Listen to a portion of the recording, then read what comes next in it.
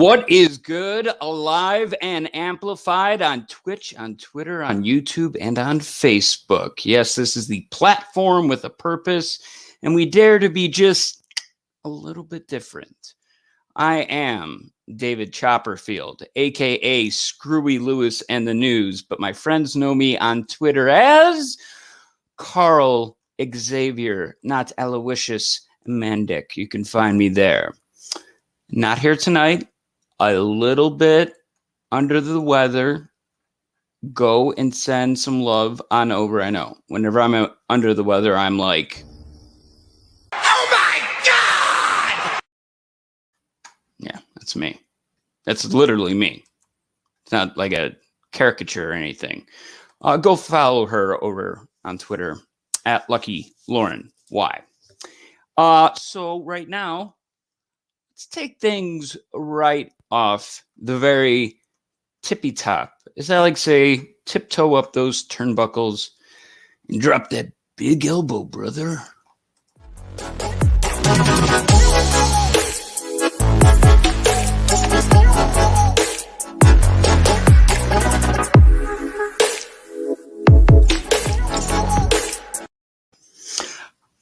Our guest today, our friend of the ChatPack, Kodak Black.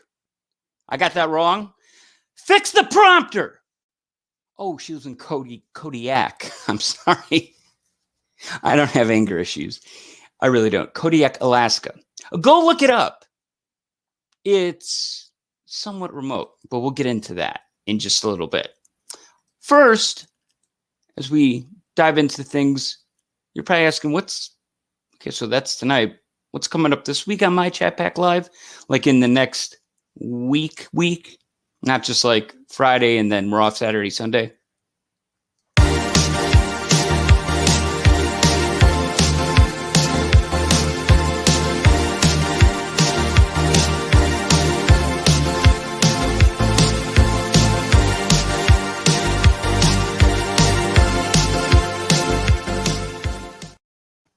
Oh, I do like the Seton O'Connor. Man, you know, like that. That's a oof. They're having great shows over at on Peacock, Jared. I don't know if you're getting that. I'm a loyal Dan Patrick fan, and they. I didn't say the Juno. I thought that was even. I didn't want to steal their gimmick. They've been doing a gimmick on the Dan Patrick Sports Talk Radio Show. Speaking of which, 16-14 right now in the third quarter. Don't turn over to it. What's up, Antonio? Oh, Antonio. Since you're here, I have something for you. And not just for you, for anybody that wants to join myself and Mike Kolb as Ice. I have to catch myself each time. Cannot look at his name because I will say it wrong. 8 Central, 6 Pacific. That's 9 Eastern. We say, James, what's going on? We say it's boys' night. Anybody's invited. Okay. We're going to have a good time. And here is a look ahead at that, which is tomorrow. Again, that coming your way at 8 Central. 5, 4. Down at the Milwaukee Auditorium. Well, first off, people in Milwaukee. Ted DiBiase, I'ma disappear, come back with 8 watches, AP watches. Watch this, Prada paparazzi. Saturday, March 24th, 1984. I exist only to watch you expire slowly. Come toe to toe with the homies, the Bullet Club, they the Brodies. They thought the group had imploded. Take this next line and quote it. We the ones that's devoted. The Bullet Club just reloaded. Yeah, I fly and I soar, but I aspire for more. Took some time so I can show you how this lion can roar. Sound the sirens, let them know I'm standing right at the door. I'm defiant cause I know that I'm a giant at core. Yeah, I'm that boy. Better take cover, put you way under. Yeah, that happens. If you're not following Josiah Williams, he is in NXT. And again, he's very versatile. I'm not sure exactly what his role is, but get this.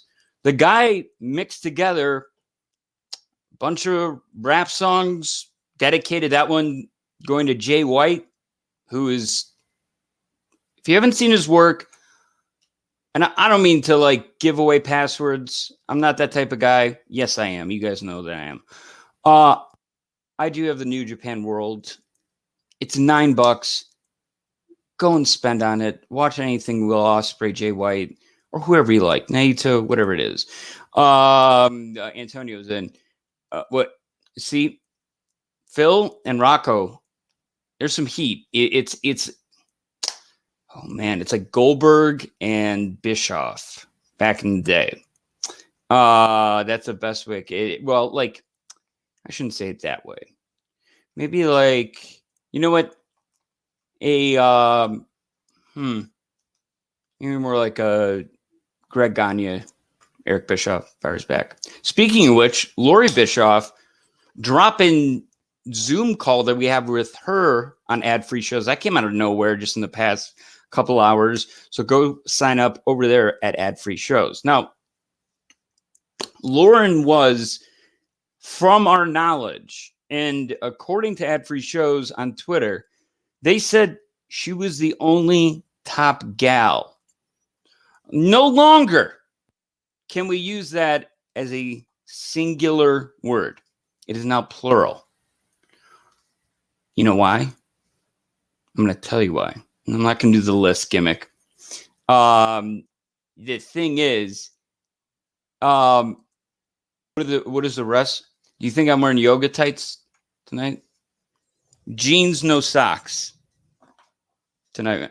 Why do you want to know that, Mike? The other thing is, too, Mike, we have to go back to my days in TV when I had to get a restraining order because somebody wanted to buy my socks after I wore them on air.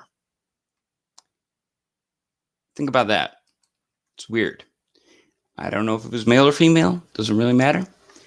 Mike, I know you're probably really into the game right now. But here's the thing. Normally, you would see this pop up. And again, Eric uses the term Pavlovian dog. You know, you groom the audience, you manicure it, you precondition the audience, or in that case, a dog. So that was a little bit much. But like we play a clip and then the guest pops up. So usually, right, our friend of the ChatPack comes in with, if I could find it, my gosh, with this.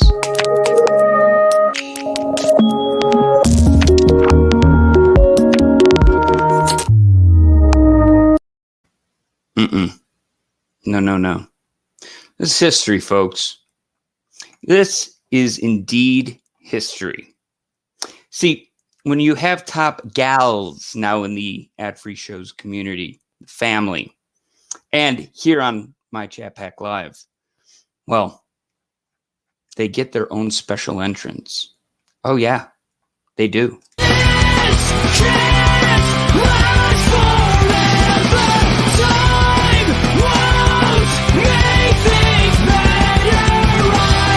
So alone, can't help myself, and no one knows if this is worthless. Tell me.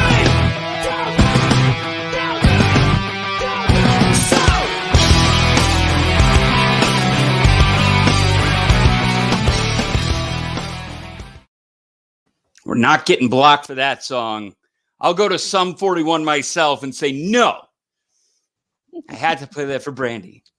Brandi, thank you so much for joining us all the way from Kodiak, Alaska. Yep. Oh, okay, so we had a little text conversation going. Well, actually, a pretty long one. I want to start with, you know what, and I pulled it up on Google Maps. And I don't mean to, we really do have friends of the ChatPack that have been literally all corners of the globe. Bharat is in Australia, Nick Mills in Glasgow, Adam O'Neill in Limerick, Ireland, Stephen Jackson just outside of Leeds, in England. So it's like we've been all over. Sarah in the southern part of France. So again, it's not just like a deal where we're just contained to the States, or the AFS family is just contained to the States. No. But this is the most unique place I've ever seen. It just from a standpoint of, I want people to get a look at it from like, well, wait a minute, how do you get from point A to point B? And what about this? Because like, again, I'm always curious by nature. So this is where I wanted to start, just on the surface. So I'm going to pull up my screen and share it here. Let's share this screen. Okay. So here we are. I'm going to zoom out just a little bit to give you a little point of reference here for those that can't see it. All right. Am I on the right? Yes, Oh boy, that's right. Okay, I'm looking at it. I was like, uh-oh. I was so zoomed in. All right, so let's go way out. All right, so I'm like right here-ish.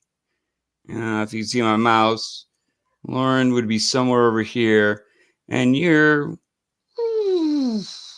right up in this. Is it okay? Let's figure out which.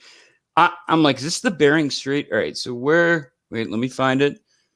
Where'd it go? Oh, I see it. Wait. Aha! What's up? So there's Kodiak Station. Yes. Women. Actually, you know, when I told my stepdad, he goes, "Oh, Women's Bay." I'm like, why would you? He's Mensa. He's very smart. But like, okay, here's my question though. Like, how do you get? Okay, I can see like the city and like the town and everything. How do you get from point A, so like here, to like what's like, do you go to Homer, or like you go over here, like what where like I mean, I'm sure everything can be found on here, but like if you needed to take a plane to go to the States, how would you do so? We'd fly into Anchorage. So how do you get to Anchorage? You can fly. Okay, so but how do you get to Anchorage? We have an airport here. Okay, so Anchorage is more up towards the middle. I'll go to the middle. Yeah. Oh, I see it there. There we are. Yeah. Anchorage is an international airport, so that's where we fly into. Okay. So how much is that flight to go from? It is 250 air miles. It's about an hour. It's not bad. But does it cost $350? $350? Yeah. Oh my Lord. Wait, okay. So, but can you get everything? Like, is there some like necessity you cannot get here? No, not really. All the other villages around the island, those are only accessible by plane or boat. There are no roads connecting us, just because of the terrain. That is unbelievable. So, what do you do? Here's why I didn't ask it, because I always say, once again, save it for the show. You said something, and I'm like, what does she do for work?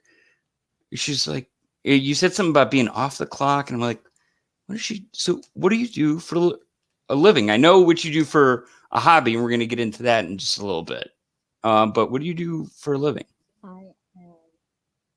I work as a secretary. I work for my local borough government, and I work in the finance department. So I do a little bit of everything. Okay. All right. Taxes. I do all the annual reporting. I put together the budget book, the annual financial book, what we call the popular report, which is like a condensed down, easier to read version of the financial statements. Gotcha.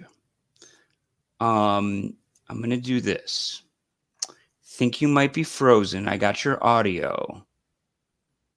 I'm going to try and pop you out and see if you can pop out and pop back in. Because you are ice cold. So I'll just pop you out real quick. And if you see, let me see if you're now I see you moving. Let's see. Okay. All right. There we go. Now we're good. Lauren looks different. Yay. Yeah. So that's our That's second ever mildly. top gal. Watching from Norman, Oklahoma. What is going on, Michael? Signal's off. Yes, Antonio. Think you is mine off? Hopefully not. Much better. There we go. Thank you. That's what I'm talking Antonio? about. See. So, with some of the advantages and some of the cool things that come with it, are like meet and greets and different things. But let's face it, we're all looking forward to, well, at least I am, Halloween. Did you RSVP to the spin the wheel, make the deal? Oh, And Antonio, is your birthday the 30th or because I know Adam O'Neill's is the 14th. Is yours the 30th or the 31st? Please remind me, because I wrote it down because I'm always trying to keep track of family community birthdays. Do you know what you're going as? I'm going as Bull Nakano. Oh my gosh. Fantastic. and Eric's gonna get that. Tony will get that. Now, are you gonna go like hog wild, like there? I mean, can you get your hair? You have to really get some real. It's not long enough for that. I don't know. You could get some stuff that, believe me, to get this thing. I could, but no, I'm just gonna wear a t-shirt because I do have to go to work that day, and I'm gonna do the face paint because I can. That's pretty easy. I can do that It's before work. fantastic. If anybody hasn't seen Bull Nakano's work, I prefer FMW. A lot of people know what I'm marking him for FMW. And that was pretty progressive at the time too, to not only have those like exploding cage match, barbed wire Yes. fence steel. Real quick, this is what I suggested for Lauren. Yes, she was later married to. We're gonna get into the term. Oh, hey, Rocco, what's going on? I'm gonna pop you out one more time. See if it. I'm gonna try this. I'm gonna try. See if you go out of the room and then enter back in because you're frozen again. I'm gonna just pop you out there real quick. She'll be right back. We're gonna hang out. Yeah, Rocco, we got another top gal. How cool is that? So as we are doing this, I want to mention something. Something else that's coming up this week that Lauren and I are very humbled by, and there's been such an outpour of that's way better. Better? Way better. Like a million times better. Yeah. I was going to touch on a serious topic. Not a serious topic. But if this does get back to Joey Carr, there's not enough words and amount of support that you have. If you listen to the end of Ask Conrad Anything 14, the last 10 minutes were spent about Joey sharing with the entire AFS family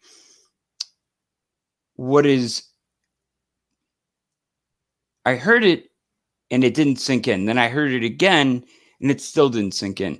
What he has been through physically and medically throughout his lifetime.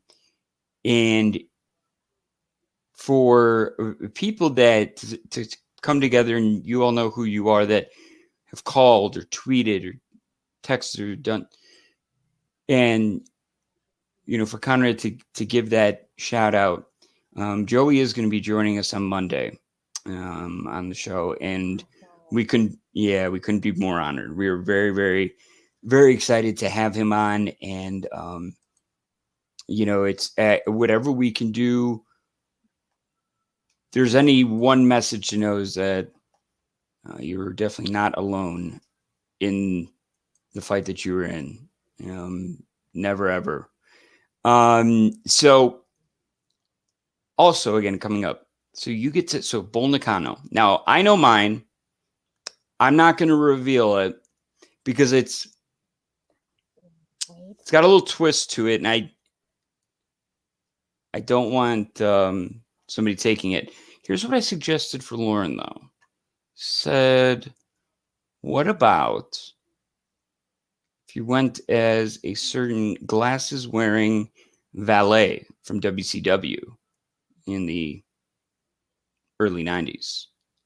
Miss Alexandra York.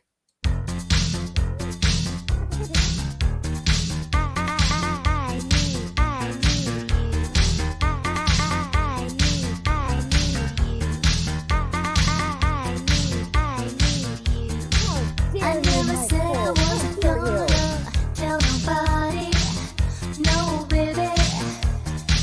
But this love and I can't keep it to myself. Oh no, when we're together it's like hot coals in a fire. Yeah, many people don't know that Dana Brooke, when she was with Titus Worldwide, that was her inspiration for her character at that time, the number cruncher, Alexandra York. The thing is, though, I said, if you can't figure it out, oh man, Mike Holb coming in. Yeah, Jared was asking, could yeah, can JR over here. let me see if can you bump up your volume a little bit on your end? I'm trying to see what I can do. Let's see. I was thinking the same thing. It is a little low on my end, and I was looking at it. And I'm like, okay, what? I don't know if I can do anything. I might just have to talk louder. We're gonna get through this. But Jared, thank you. I thought I heard the same thing, but yeah, guys, if you hear any technical things, please point them out because I'm like still getting through this, and it's like I see it too, but I don't know if they see it. Mike, Mike's coming in hot. But why? What's going on here, Mike? Wait, here, I'll even look at it. I can't believe it's in the third quarter. It's weird to be doing a show this late because like. It's always like, and when you said, yeah, it's 6 by me, 7 by you. And I'm like, wait, what? How can that be? But no, see, what I think you've opened the door to is, yeah, you might be in Alaska, but being a top gal, now there's top gals, and maybe, just maybe, LWL becomes WLWL. Wagner, Lauren with Lois. Just something to think about. I'm just throwing it out there because Lauren and Lois are apparently having fun. Oh, there we go. That's much better. They're having brunch. Yeah, yes, much.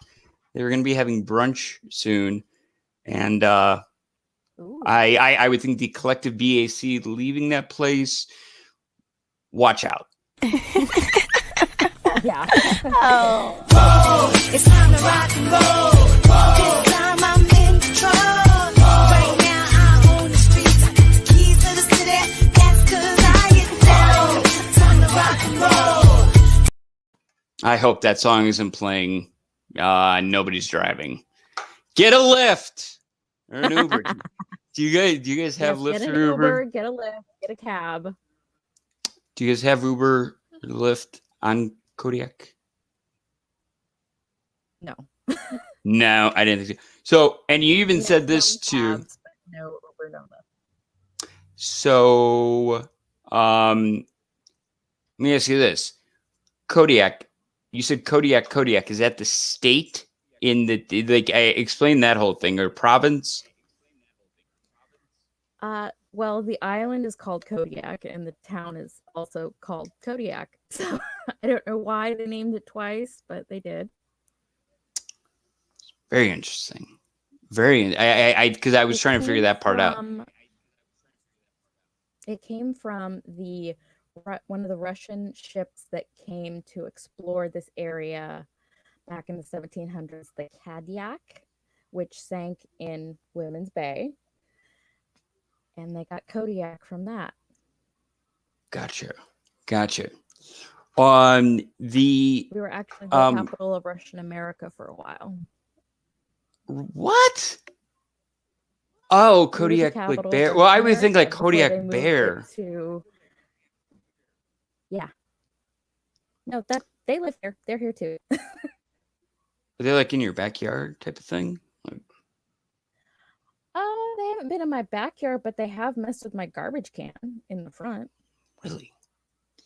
I'm gonna send you just a private little chat here. And because you are frozen, do you want to try restarting the computer? Just hopping back in. Yeah. You want let's to try see. that? Yeah, no, it'll be the same link. So all you gotta do is just hop right back in. See if that does anything. Okay. We'll see if it works. Okay. If not, we'll make it All right. work. I'll be back. We'll still make it. All right. I'm gonna carry this one just for a little bit. Brandy's the best. I can't wait to hear her story. We have a lot to talk about. Not just bears, beats, Battlestar Galactica. So definitely sound on off in the chat portion of all of this. Hey, I'm gonna go onto eBay real quick. Let's check out if you did not catch it on Monday. Apparently, I believe, and if I'm wrong, please correct me. Is it Chris Schiavone is selling the Hard Rock jacket of his father, Tony Schiavone? So what I'm going to do here is, man, this is dicey. If you guys see my eBay history,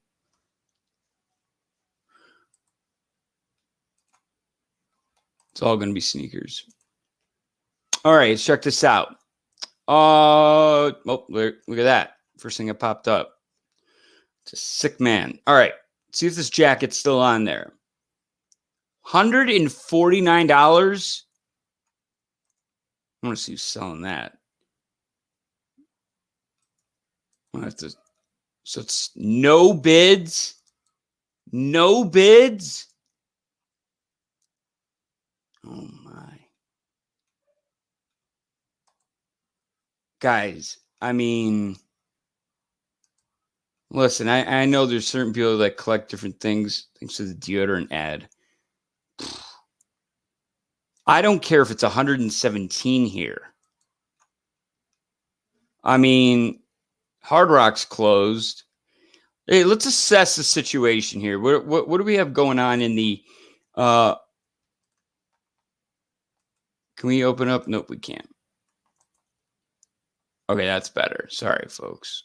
Technology, right? Carl, learn it.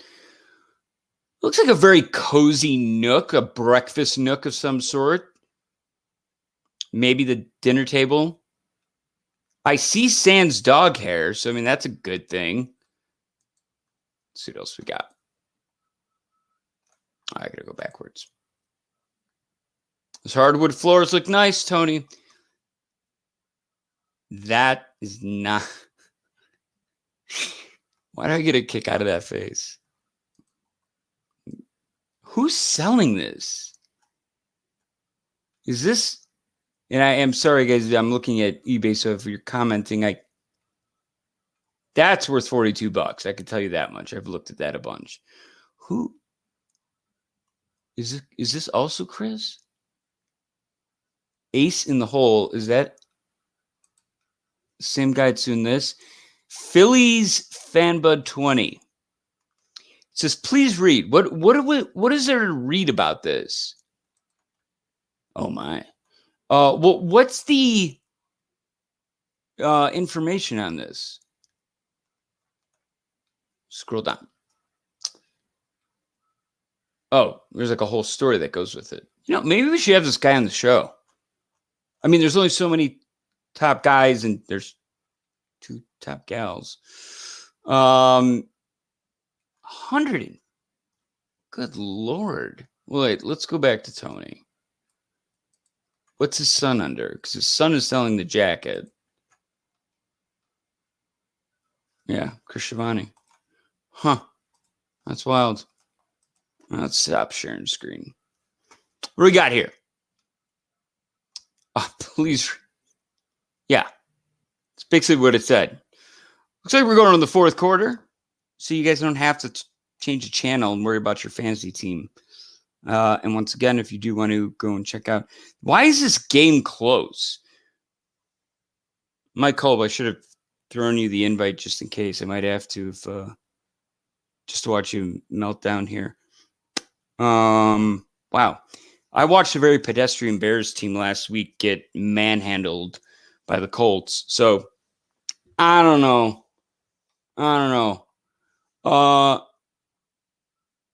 In the drink can picture. Yeah. Let me pull that back up. Is that Manny Fernandez? Let's find out. Oh, haven't sold anything. Oh, if anybody wants a really extreme Star Trek or Star Trek lot. It's not mine. I stole it. No, I didn't steal it. It's my stepdad's. He's like, "Can you sell this?" Where's this guy in the? Oh, I gotta share my screen. That helped. Let's see. Here's the story. Where'd he go?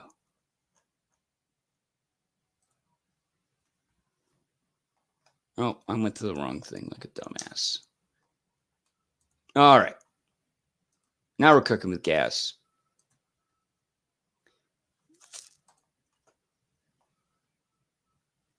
NutraSweet. What year is it? Does anybody know what this pop is? Oh my Lord, that might be. That's indeed Manny Fernandez. Wow. So again, if you know what you're going for is Halloween and are attending the AFS Spin the Wheel, Make the Deal. Speaking of which, this was, and I can officially go on record and tell you, I had a conversation with the one and only Frank Bruno, and he's like, dude, you got to do it. You got to keep the tradition alive. So I was going to go as this version of Tony.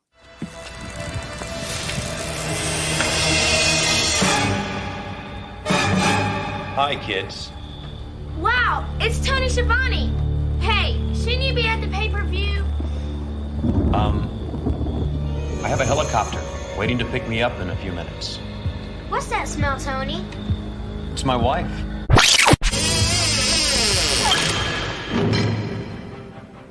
So, you kids want a little fright in your night, huh? Gee, Mr. Schiavone, how did you get up there so fast? Don't you kids know? All things are possible on All Hallows Eve. Frightening, chilling things like spin the wheel, make the deal. Just one haunting spin will lock Cactus Jack and Vader in combat. Okay. I've had it, all right? You guys want to be really scared? Get a load of this.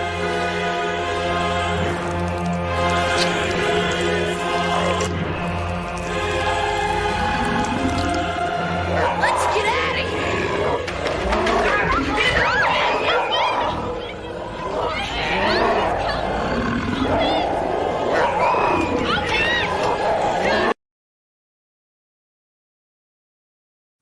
I got an idea. Yeah, Steve, you in the back. Maybe we should have a creative opening for Halloween Havoc. Yeah, those graphics have been pretty bad. Dave, you over here? Tony could say he has a helicopter. Okay. I like where we're going with this. Pretty good. Anyone else? Tony. I could scare the shit out of them at the end with like a really crazy mask. What was going on there? But I love that. That's like one of my favorite clips ever. Why? I don't know. So right now, another note that Lauren wanted me to pass along. Yes, the Braves are indeed going to the NLCS, and look who's back again, all the way from Alaska. And this is way better. Way better. Better. A Okay. million times better. This is like, okay. This is the version that I remember. The first time I remember seeing you, hearing you, anything was on the last Ask Arn live. Yes. And I don't know how this didn't happen. Like, I don't know how they didn't put Wade Barrett into this role. I don't know how they didn't put like maybe a Mason Ryan into this role. But you had Stardust, you had Gold Dust, and all you needed was one last type of dust. Termination dust. Termination dust. Mason Ryan. Why didn't I Yes. think of that? You know. Right? They need to hire us. Oh yeah. If Eric describes it as drinking from a fire hydrant, then here we go. Braves in James Alcorai. And yeah, a lot of love for. Isn't that cool? It's awesome. I love that. So Termination Dust. Sound off. Who should have played Termination Dust? I'm gonna see if I can find that video if I still have it. It might be floating around somewhere. Wade there's a Barrett great- was my pick, but that's personal bias. Yeah, once he got done doing like an amazing thing with Bad News Barrett, then they're like, "Wow, this was really good." Stop. Yeah, like you're too successful. Stop it. How dare you get over? Hey, cool scissor lift. So that's never happening again, just so you know. Afraid I got some bad news. Now here's the other one that came out of nowhere. Now, we oftentimes, and we can all be guilty of this, I call myself out on it, and I try not to do this as much as possible. You judge a book by its cover. Like, you're in Alaska, you're talking about snow, and then we take, a hard right, and then we just flip a bitch. I'll just say, we were just like, "Arr!" I was like, whoa. And if you look at my face, I didn't know whether we could show the zoom from that. And I think it was going between you and Arn anyway, so you can't see the gallery. But I fell a candle. That's why I keep a candle here now and like one right there, even though that's probably the one over there. That's going to catch Tony's face on fire sometime. I can't wait for the day when people like Carl Dungeon, it's on fire. I'll be like, ha, ha, ha. And then I come back as Kane, and there's a whole thing. Your brother's alive. So you asked Arn what? I don't even remember. You go. It's the way you phrased it. It wasn't, do you have a nickname for your fans? It was the first part. It was like, hey, Tony Schiavone's got nicknames for his fans. They're slapdicks. Yes. What are yours? And there was like this. What?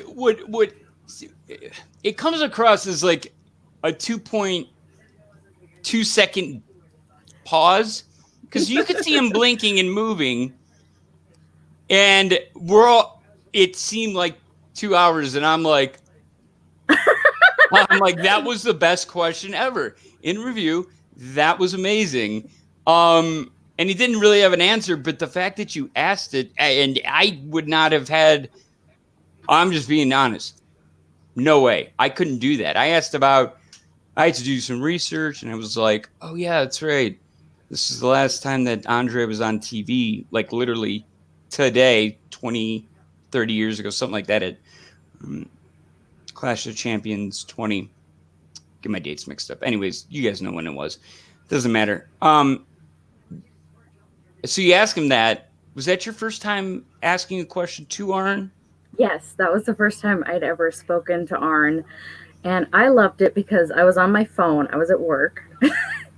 And I was on the crappy like 4G connection. And it was freaking out when it was my turn. And he talked me down because I was getting flustered. Oh, that's right. I totally forgot that there was that like brief. That's what even made it better. Like that's what made it like to the point where I was like, oh my gosh, that was so good. Like I don't know, I just love it. So I was like, okay, she's cool. Like, this is going to be awesome. So then here's where the other thing that kind of happens is peek behind the curtain. I had nothing for yesterday. I didn't know what I was going to do. And out of nowhere, great friend of the ChatPack, Adam O'Neill, over in Limerick, Ireland, says, hey, I could do something in an hour. And I'm like, really? I'm like, okay, I don't have a co-host. I'm like, okay, let me just get some stuff together. It might be a little down and dirty, but let me just get this all figured out here. And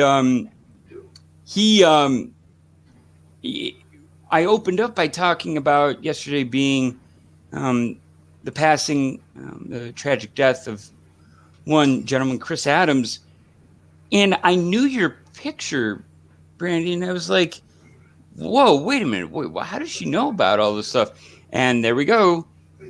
Just like Conrad had talked about at the end of his last Ask Conrad Anything, he said it all started with a group chat, some, DM or, and now we're in that.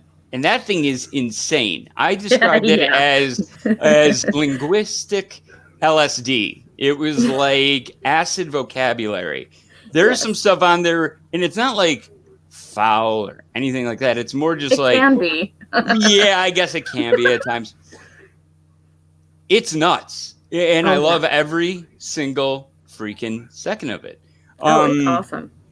It's so amazing. And so you were definitely participating a lot in that. What has that meant to you to kind of connect? Now, I put you in there just because I was like, oh yeah. I for whatever reason, I'm like, who else do we have that's like active? And I saw her on something. I'm like, oh, that's right, Brandi. I'm going to throw her in that group. And I started that, and unfortunately, I can't end it. I might have muted myself on there, and you'll see me pop in and out. But it's so fun because it's like, who's up, who's doing what? But then there's like general concern for people. Yes, like, have you checked in with TJ? What's TJ doing? Has anyone heard from him? It's been like an hour.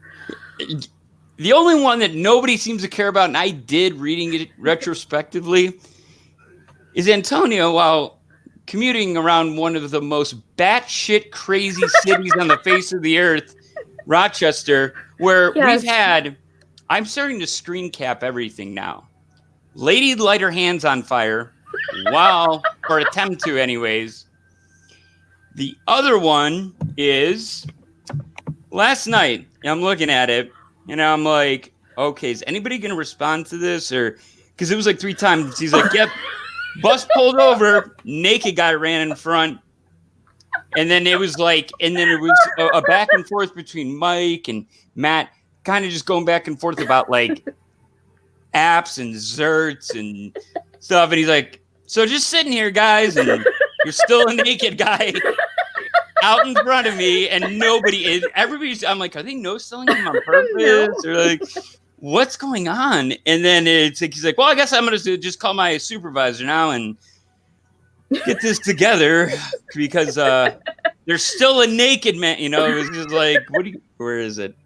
Oh, and then a lot of map talk with Henry. Yes. That was fantastic. Here it is. Here, I'm waiting for them to crown MJF. He's ready. Give him the ball and let him run. Can we just? I need like some like. So this is probably the best I have. Ancestors protect me. May they protect you. That on Lifetime. I love that. When we watched it with TJ Stevens, he was vowing to cause some. He was like, "I will take on Moxley if they don't give it to MJF right now." Thought they were going to. I have not gotten a chance to see. So here's 2 things. A, very much appreciate Jared Wise not spoiling last night's Big Brother or tonight. And two, nobody has spoiled the dog collar match. Have you watched it? Everybody has but me. Because I I'll get didn't into watch it. I this. heard about the fallout. Because I'm so far behind, I hear about NXT and AEW Dynamite before it happens. See, that's gotta suck. See, I thought I was behind, and I've turned off all my notifications on like certain Twitter accounts, social media stuff, WW, whatever it is. But here's the thing that I found most interesting. You've got a hobby or I don't even know if it's a hobby. Can you kind of talk about your wrestling writing passion, how you got into it, the styles you like to do? Just give us the whole spectrum of where that stems from, because you sent me a link to a deep dive on Gino Hernandez. Yes. And I did not forget my question. And for those that have heard it before, too bad you get to hear it again, because I'm going to pose it to Brandi, because it is one of those ones that really doesn't eat at me. It just doesn't go away. And if it doesn't go away with me, then I know that there's got to be some sort of thing with it. So please, your wrestling endeavors as a writer. Okay, well, I write for the Last Word on Pro Wrestling, which is part of the Last Word on Sports family. Basically, if it's a sport, we have one.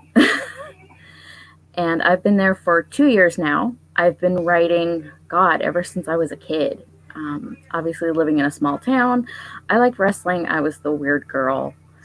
And I didn't have many friends, so I watched wrestling. And so I would have a very active imagination. And I've been writing since I was like 8 years old. And so eventually it just kind of merged. A friend of mine said, hey, you should apply to write here. Okay. Click the link, send in a sample, and here I am. And now I'm a writer and an editor. I cover a lot of women's wrestling mostly, but I love historical. I love deep dives. We do a lot of event previews. I just put out one on Effie's Big Gay Brunch, so you can go to my Twitter, get caught up on Effie's Big Gay Brunch. We're gonna do that bonus content. We're gonna talk about that. Did you catch who was I with when I got into that Effie story? Oh my gosh, that had to be. Effie. He's fab. So yeah, I've got a really neat story that I'm gonna say, and honestly, like, met cool people, and the only way I'm gonna tease it for bonus content is it's in the top 5 stories that I'll put it this way, I will never forget it. It's that memorable. And people will say, well, how can it be that? Like, it has to do with the times that we've gone into and the mindset that you have going into it. And this person saw so far into the future, it was as if you were clairvoyant. But we'll get into that. So what does a week look like for you? Like what? So when you're editing and you're at the same time, are you assigned certain topics and certain things, or is it, oh, I want to do this, or is it? It's pretty open. We do have promotions that we cover for previews, which is mostly just for previews. And if you're not available, or if you're, if something happens, then somebody else can pick it up. I cover, Black Label Pro. Okay, I want to write this down. Without a Cause. So Black Label Pro. Okay. Without a Cause. DeFi Wrestling. DeFi is very cool. Shimmer. Shine. Mm-hmm. Those are... Battle Club Pro. Women's Wrestling Revolution, which was the sister promotion for Beyond Wrestling. Right. All right. So who else do I cover? I'm probably forgetting some, but those are the main ones. Game Changer? I don't. My boyfriend Robbie actually covers GCW. That is rad. Yeah. May have just gotten onto a level where I'm so proud of, and I know a lot of the times you guys probably get sick ad nauseum of hearing working for the UWN and now their partnership with the NWA. But hello, like, I mean, like, like, how cool is it that, again, these companies have seen that if you can't get the fan to come to the wrestling, you bring the wrestling to the fan. Exactly. And they found different ways to do that. Yes, different states are a little bit more open and can do different things. And AEW is, can afford to put the pockets of the fans in there. But guess what? I don't care if it's those fans ringside or whatever. It's aesthetically appeasing. I know Tony busts my balls on the WHW whenever we do Zoom, but I'm like, Tony, I got goosebumps. And he's like, well, I didn't. Next. And I'm like, that's pretty, Tony adopted me. I made him and Lois adopt me. So that's dad for you. That is amazing. Now did you already get the 8x10? Because what were you before? Were you my push? I was my push, so I have the 8x10. How crazy was that? Like when you got I thought that one was. I think that and getting the which one came in that I was like, all right, like that one's a little bit different. Oh, Sting, like that was pretty cool. And I'm not a big I'd rather have a picture with you, or a handshake, or even just honestly, I'd rather have just a drink and a picture. Right. That would be much better. By the way, you brought up one in the chat. You say amaretto stone sour? Did I read that amaretto right? sours? Yes. Yeah. I like amaretto sours. Wow, I did not see that. I don't know. Again, don't judge a book by its cover. You never know. Okay, so let's get into a couple of things there. What's it been like to cover some of those? Now, when did you really get into covering? So, Black Label Pro, Without a Cause, Defy, Shimmer Shine,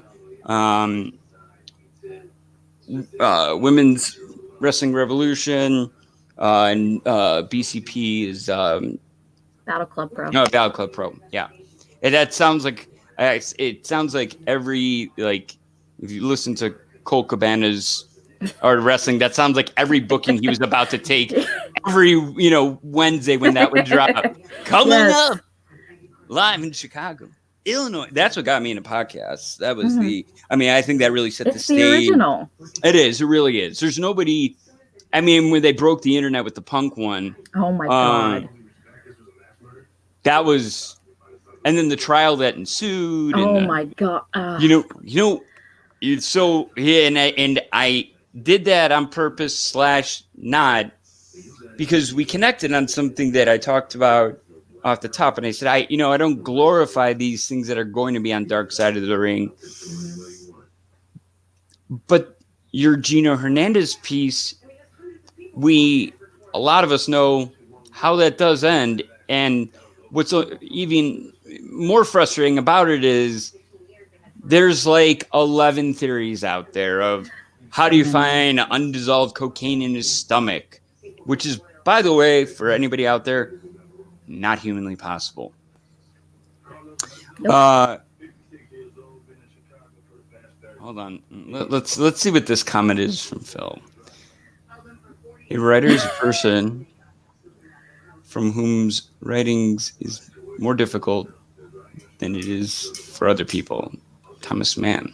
I would agree with that. I would agree with that.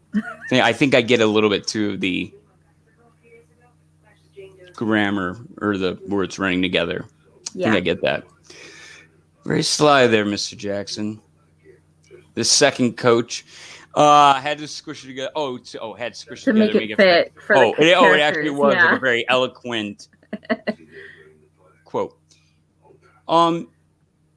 So you resonated with that in the sense, and the way that you wrote about his life. It's a spider web, right? It's very tangled. It's not an easy one to tell, but it's not like either of us relish in the fact that, they're dead. Let's let's really broadcast this to the world. No, it's a thing of did I get it right? And am I? So I'm looking at this. What did I miss? It's at Brandi Writes PW. Alaska Lux is the name I put on there because Alaska. I see. Because there's a kid from Chikara who's Calyx, and so he said reply to this tweet and I'll tell you which Calyx you are. So I'm Alaska Lux. Can you explain what a Calyx is? I don't know what that. Calyx is his character. Right. So he was part of the Proteus wheel in Chikara. Okay. So you've got wrestling knowledge that, by the way, I would love. We got to do an episode with you and Steven Jackson. Mm-hmm. I don't know if you've seen him. He does a podcast called Where the Cruiserweights Play. It's you can find him like Fix Your Twitter handle because I'm a dumbass. I have the IQ of a Rubik's Cube. I just can't get it right. He'll follow you back. And damn it, I did it again. He'll give you a follow. He'll DM you right back.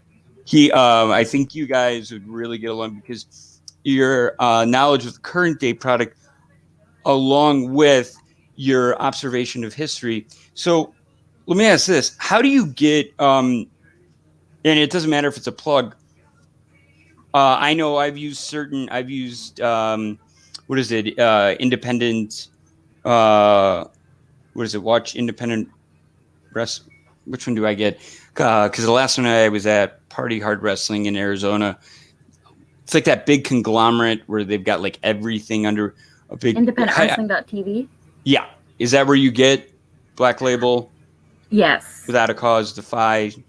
Mm-hmm. Shimmer and Shine, do they have their own? Shine is part of WWN, so their stuff is all tied up with them. I don't know if they're going to come back or not. They haven't said explicitly like they did with Evolve. I didn't want to say. I was like, I don't know at this point. So they're staying on my coverage list until we know. Shimmer has their own streaming service called Watch Shimmer, I think it is. And theirs is only $9 a month too. So if you want to watch like banging women's wrestling, Shimmer. And Shimmer at the Collective is going to be off the hook. Okay, so Shimmer, for those that don't know, can you put into context what they've been able to produce as far as some of the talent that we know today, and maybe not just that, their ability to get them not to a point where it's like, oh, just making the jump, here we go. But Shimmer to me has its own stigma connotation, and I use stigma in a good way, of just, oh, they're coming for, oh, what goes through your mind when you just hear that and you think of who is there, who's going through there, or who is there and who has gone through there? They're outside of Japan. They are the premier women's promotion in the world. They will not take just anyone. You have to really be very good at your craft and be willing to work with different people. People that you've seen come through there: Bailey, Becky Lynch, Natty Neidhart, Beth Phoenix, Allison Kay. I'm blanking. But basically any woman who's anyone. Ruby Riott as Heidi Lovelace. I love that name. Ember Moon as Athena. Basically any woman who's made it in the last 15 years has been through Shimmer at some point. I'm gonna see if Mike or any other Chicagoland area people are watching. Mom. So because they run out of Berwyn, Illinois. And if you don't know what that is from, go look up Svengoolie. Mm-hmm. That's also another deep dive there. Yes. Now we got it right. Now we got it right. Brandi Writes PW. And what's so neat about that, something about that Berwyn that they have a couple of different places that they run on a consistent basis. When you see You look up somebody's highlight reel, and I had started working on editing videos, and I was messaging with somebody from there that I was like, hey, can I do yours? Because I'm like pro bono, like, don't even worry about it. And she sent me a yes back, and I was collecting some of her stuff, and I noticed like it's like okay, they're running this one, this one, and this one.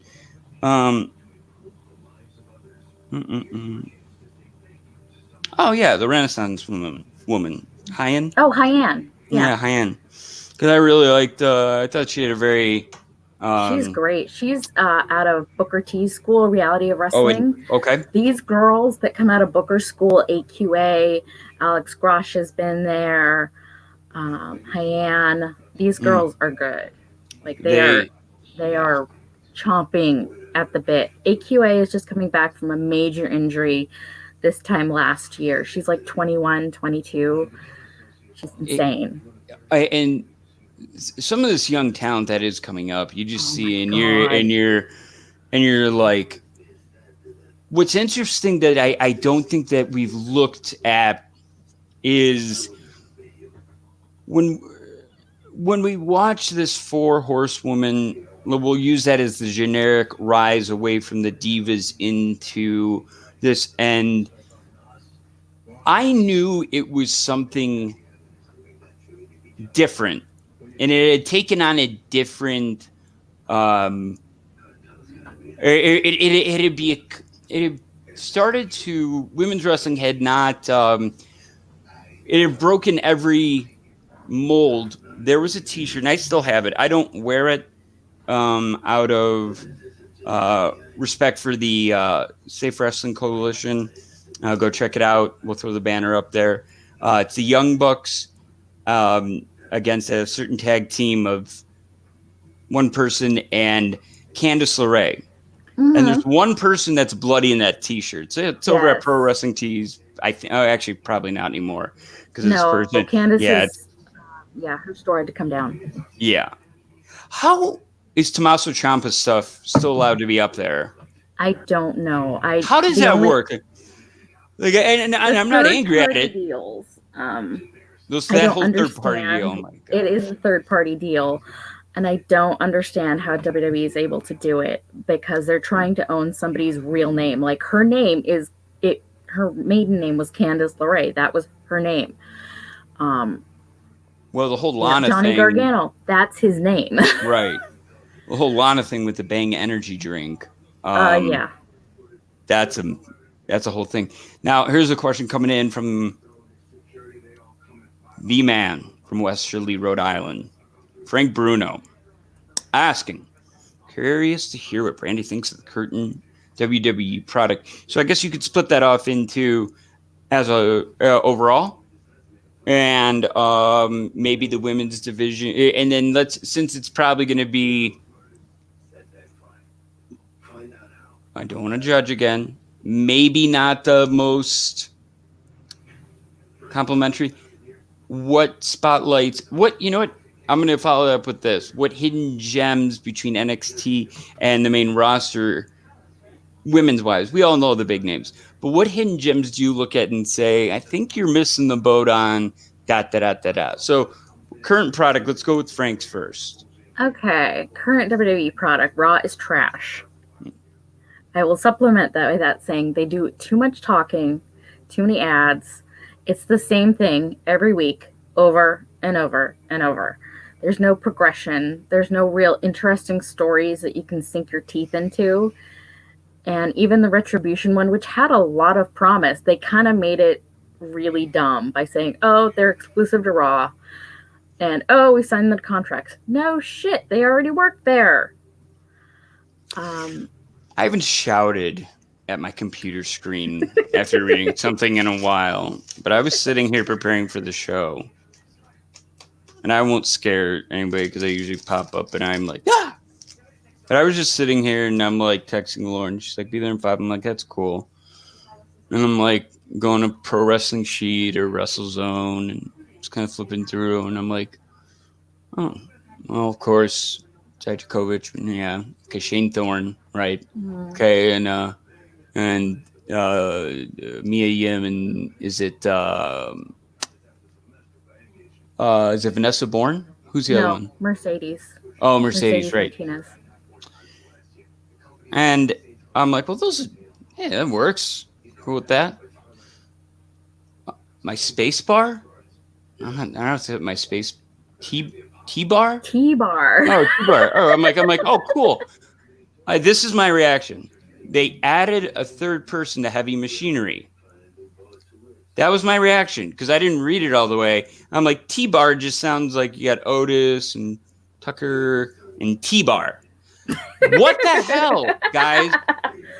Like, what the hell? Like, what is that? Now, granted, from those I know on the inside, say that again, it is like a real long conference table. It's the racquetball that you're trying to roll up and get to the, hey, pal, not this time. Back down it goes. And back down it goes.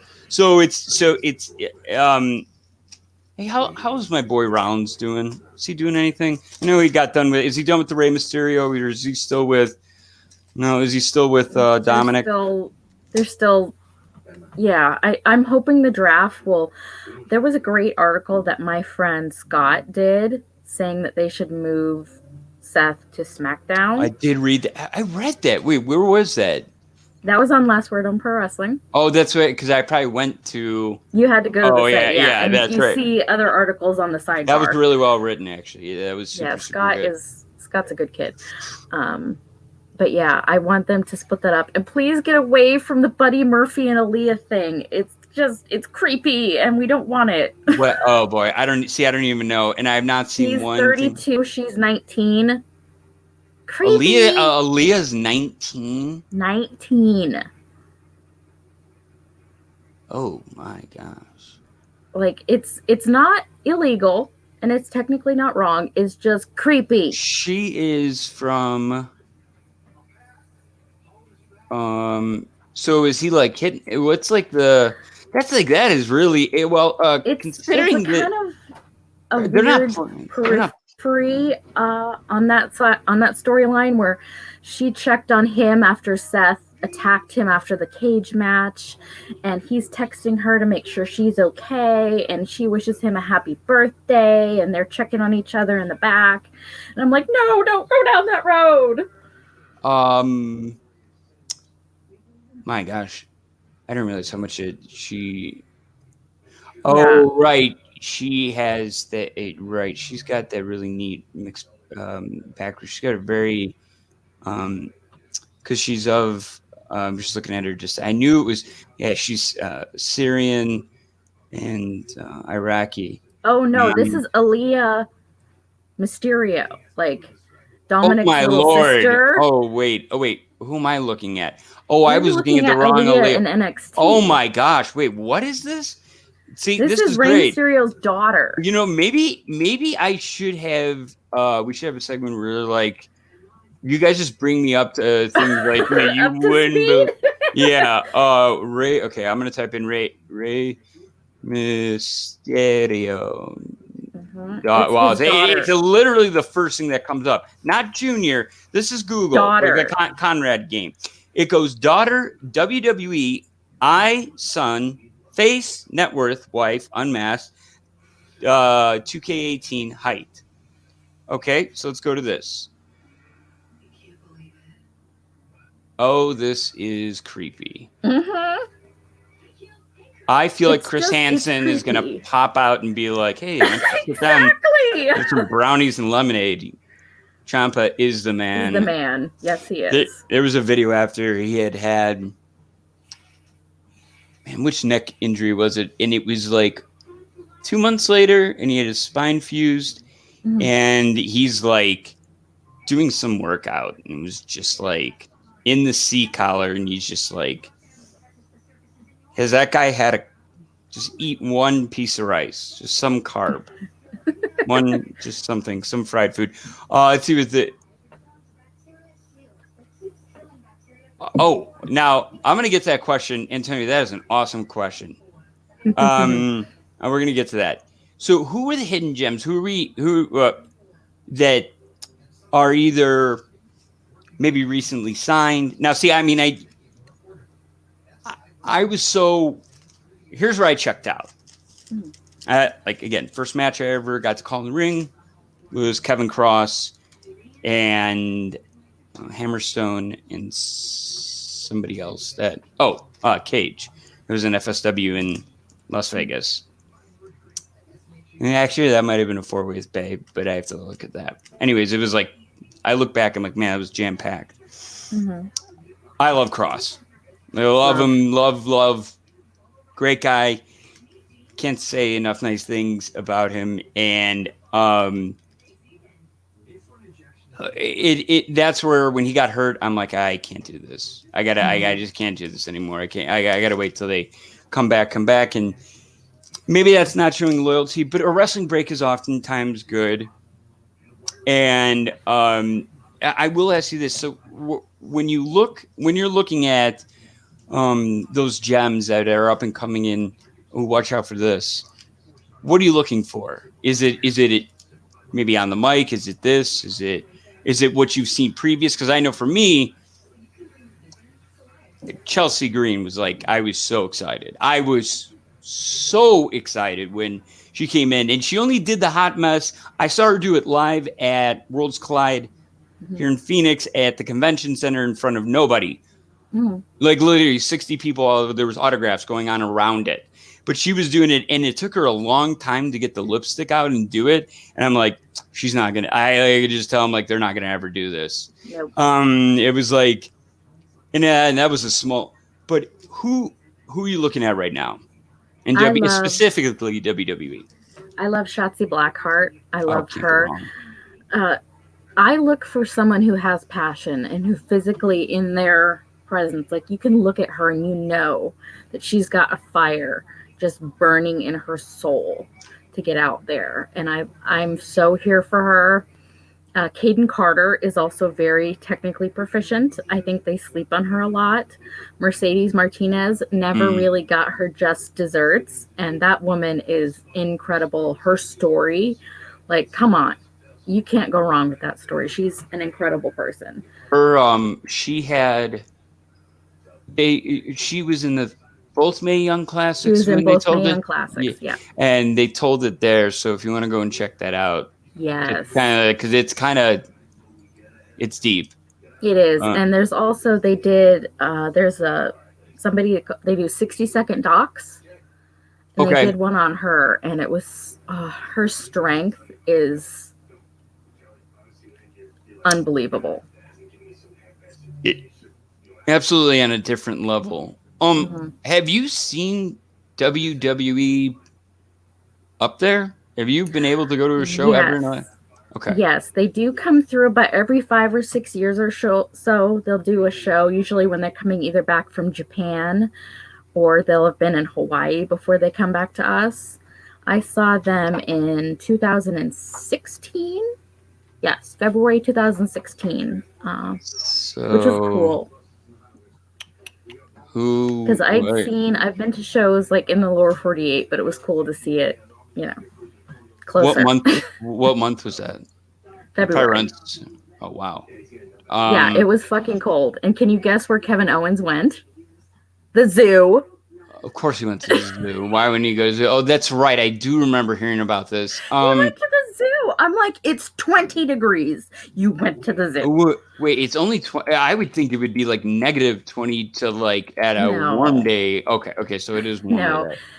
Fairbanks, which is towards the very center of the state, will get that cold. Anchorage won't get that cold. Okay. But you're like out. I mean, is anything I'm blocking? further south. Yeah, so I don't get that cold usually. I always think there'd be nothing blocking the wind or from the water. No, we have lots of trees. We have mountains, lots of mountains. Gotcha. Yeah. Kodiak is actually, I'm going to blow your mind. Kodiak is actually technically a rainforest. So we get a lot more rain and a lot more ice because there's a lot of water as opposed to like snow. We get mostly ice. I've never heard this, and hopefully I've never heard about this. Is this somewhat true from Antonio? Partially true. Can you explain? You have to, it's called the Alaska Permanent Fund Dividend. Yes, Matt, it's a rainforest. And this fund was established, and that's where when we get the taxes from the oil, from the revenue for the oil, we put that in that fund. It gets invested and it grows and earns money. And you have to live here for at least a year. This is your permanent residency. You haven't left for more than 6 months out of the year. And you get a cut once a year. How much? They capped it a couple of years back at $1,000, or is it $1,200? A year? Something like that. Yeah. One-time It's a payment. nice little bonus. Like, that's a nice little. I mean, there's some. Listen, it looks beautiful. Like, and two, I think that's fair because, like, if you have to take a plane to and from to go, like, you should be afforded that, like $1,200 minimum to get that. And oh boy, I think the comments are about to blow up. Yeah. Let's see. Rainforest. Yep, it is a rainforest. It is a rainforest. We get a lot of rain. Kodiak stays green pretty much year round. Lots of Sitka spruce trees. We don't like have leaves. Like fall things don't happen here. Wait, so there's like no changing of the seas. See, I would think there would be. No, not really. Just rain and temperature. And of course, in the summer, we get like a lot more sun. But yeah, no, there's winter, still winter, summer, and then almost winter. So, and it stays light for 23 and a half hours. Like Not when? quite that long, but like 16 to 18 hours a day. Good Lord. Now, I don't know if I agree with Matt Lovett's comment because Abdullah the Butcher came out of a box. He was over. It was over. He thought Charlie came out of a box. It was over. So, goddamn, gotta preserve the rainforest. It was over. And to Mike's comments. All right. See how it is. He called my quarterback a B word. So what did you expect? Tom Brady. Yeah, I'm not. Oh crap! I keep forgetting he moved. He's not my quarterback anymore. I'm fine. I'm good. Oh my God! I just saw the end of that game. How you guys made a field goal. I told you, here come the comments. Nope, yeah. I'm not even, no, we're not going to play Bear Down. Yeah, ready for Friday, and you're more than welcome to join. Bring your boyfriend, like, to have Robbie.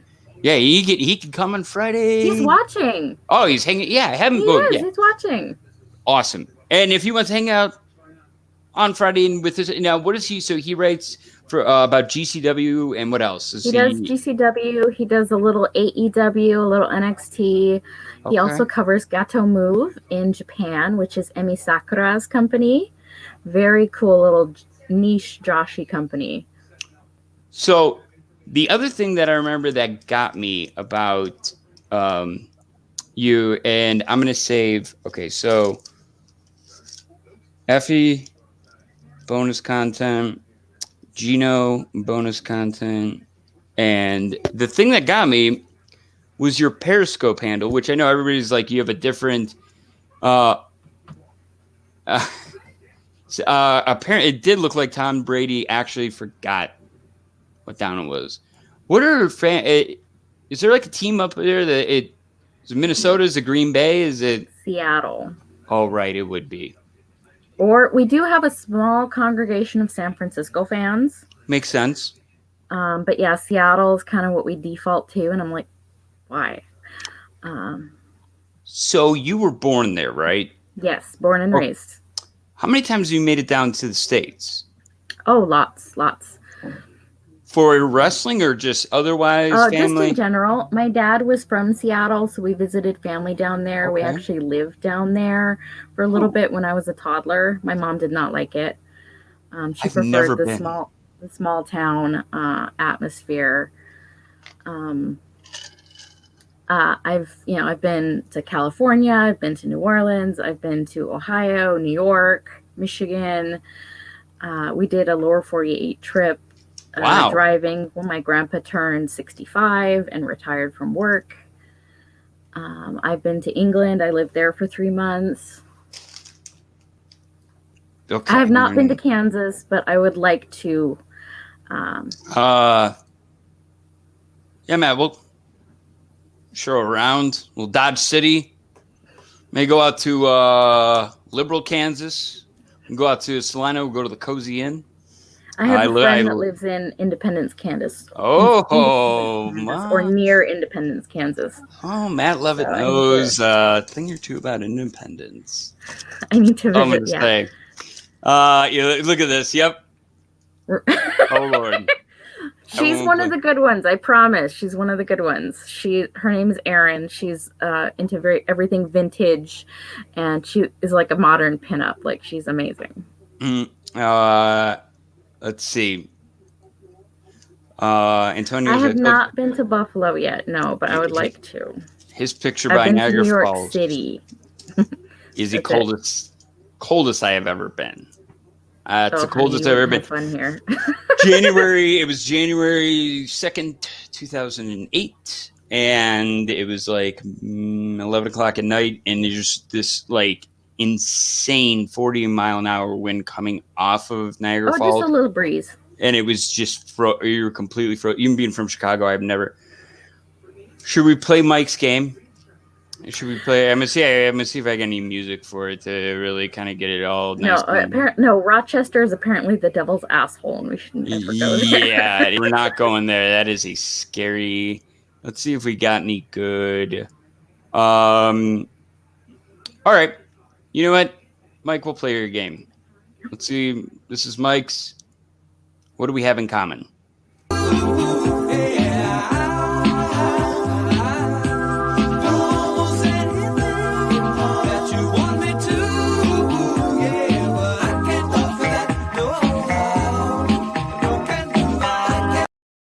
Shows you my enthusiasm for this, Mike.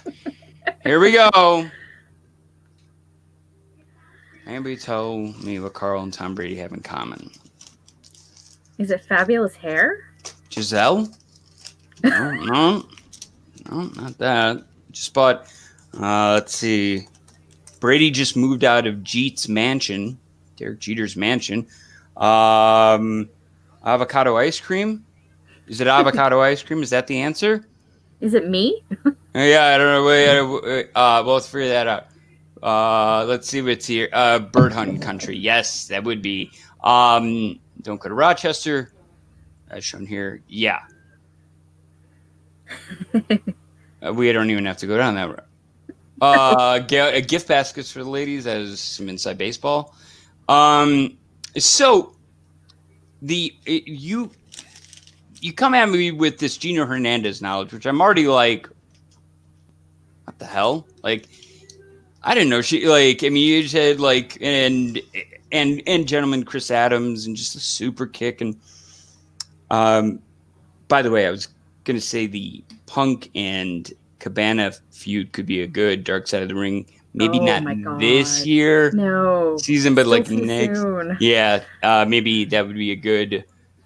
The whole podcast. I mean, that whole thing would be a great episode. That whole story. Yeah. Instead of going in the way back time machine to, and I'd like to see one done on Mildred Burke. And winning the real queen. Yes. Yeah. Love to see that. We talked about that actually in a very early episode of how she won it over. Oh my gosh. I don't know who. It was until she had to.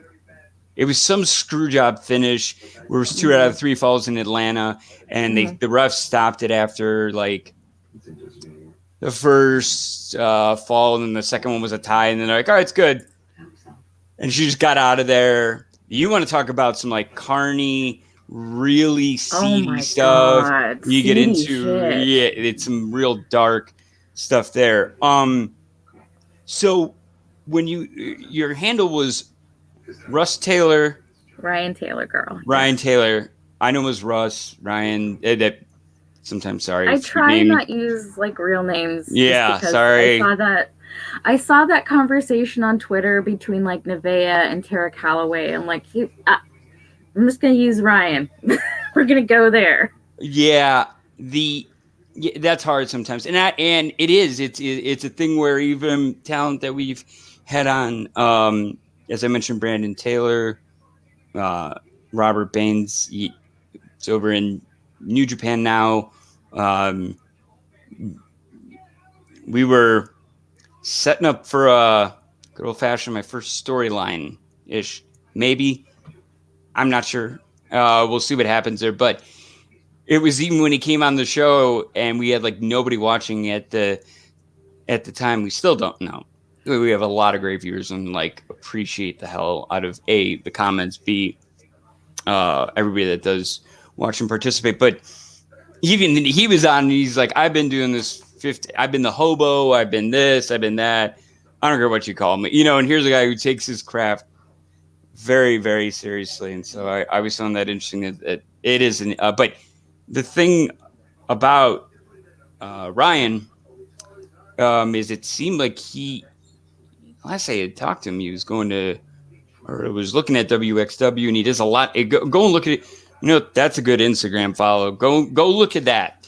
He's done some stuff with another guy in United Wrestling Network, and I want to know how you got to know him, and then somehow you got to know great inspiration in my life, Mr. David Marquez, but Thomas Day. They go out and they do these insane, like, I can't remember even what it's called, but they just like rappel, like, when I say it's a straight incline, they just like go up it and then they like dangle their bodies, like they're like with nothing on. I can't remember what it's called, but they were telling me about it, and I'm like, is it free climbing? It is free climbing, but it's called. But then there's that thing where you get on the ledge of it. Oh yeah.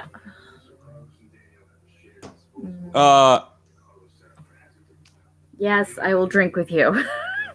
Santos, you're gonna have Bud Light. If you think I'm giggly now, wait Yeah. until I get on some alcohol. That's the other thing. In the DM, you're like, I laugh loud, I cuss like a sailor, and I'm like, yep, love this. Like this is me. This is who I am, and oftentimes we'll express that in different ways. I've never wanted to, and basically we're getting a diet version of the DMs coming in now. Pretty much, yeah. It's like a diet. I don't even want to look at that. That's why I have it muted. But everybody express themselves differently.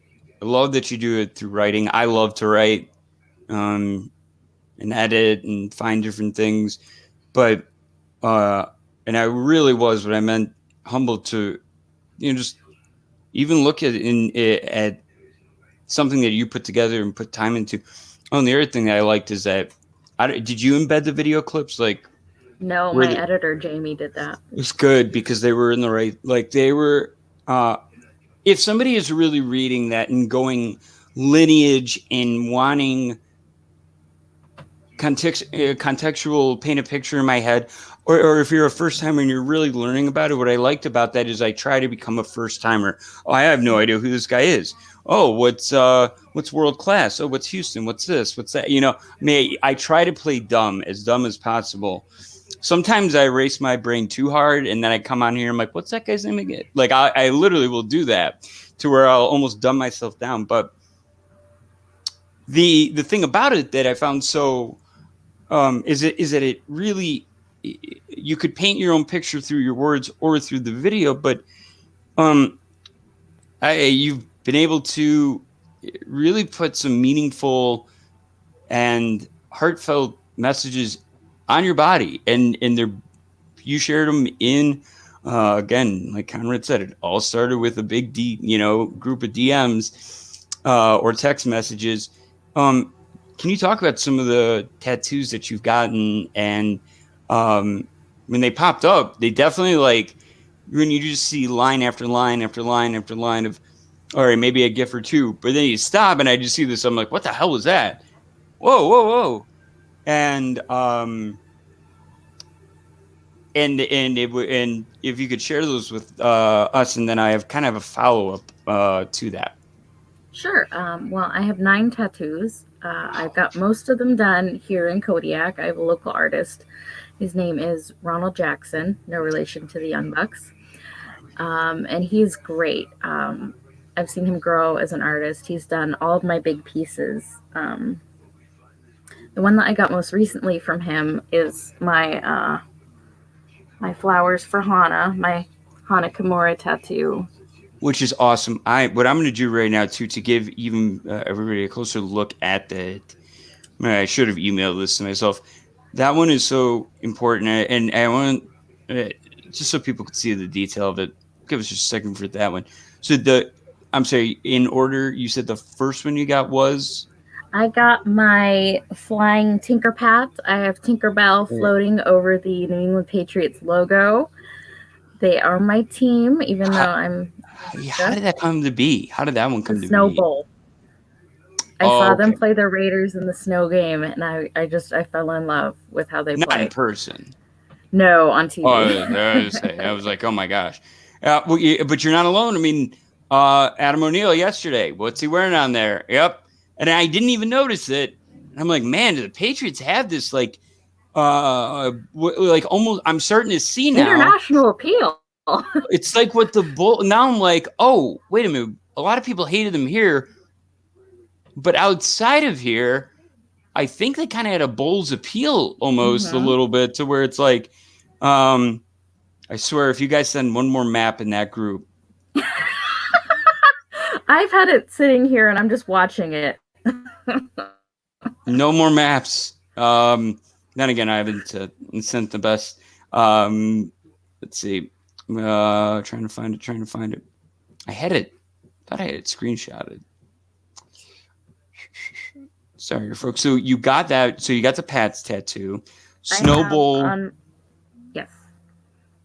Was a meaningful game. It was. It was a fun game, and I love just playing in the snow and not giving up. And I fell in love with Belichick's coaching style. I fell in love with Tom Brady. I fell in love with Adam Vinatieri. So the other ones I have on my that's on my left calf, and on my right calf I have a tribute tattoo for my uncle. He was a fisherman, and so I have his boat on my leg, and it says "Homeward Bound" because a sailor's final journey is homeward bound. How much is that? How much of that is the industry in that? I know that this probably sounds very. Everybody's gonna be like, "Oh, Carl, a lot," but how much is it of the, as far as work and like 80%? Yeah, I was gonna say with the population the way it is, so it, sounds like he passed, but it definitely. It wasn't at sea. He was home and he had a heart attack. He had a heart condition his entire life. But he loved being on the boat. So I got the Arctic Lady on my boat, on my leg. What did that mean to you to have? And can you kind of speak to that connection, that when you have something like that on your body that you can look to? Is it meaningful at first, and then at times is it a nice reminder, or is it an everyday thing where you see it and that memory doesn't go away? It doesn't go away. I'm part Alaska Native. I know I'm white as the fresh fallen snow. Now explain, so when you say Alaska Native, does that mean that you are like of American Indian Alaska Native descent? Okay. And there's a difference between being in it. Can you split this up to Eskimo? Is that just like there's different tribes. Eskimo is just one tribe. That's more up towards the upper part of the state. Down here we are Alutiiq. Which is our subculture, and I belong. The Alutiiq word for Kodiak, or for our area, is Shunak, and so that's our That's my tribe. And the Native American practice of you put your story on your body. Oh, Like, as that's you cool. reach That's these rad. milestones and you put these markers on your body. So I have him here because my dad left when I was little. So my uncles and my grandfather were my father figures. So How was that?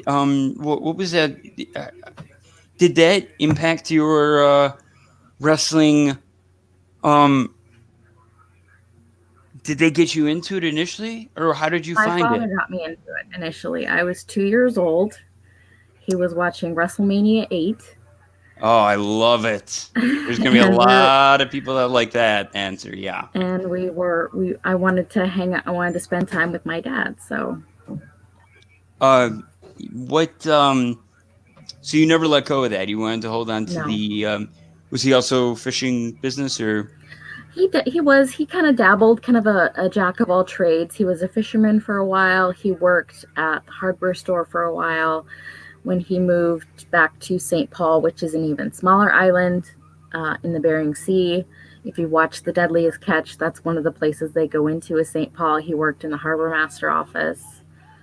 But I fell in love with the stories and like in that era, I was the perfect age for early 90s WWF. Bright colors and larger than life characters. And my mother's grandfather, my great grandfather, would watch wrestling too. So that was pretty cool. Was it something where you when you saw it for the first time, it could you tell that your dad had known about it for a while, or had he? Could he tell you about it, or tell a story, or do you?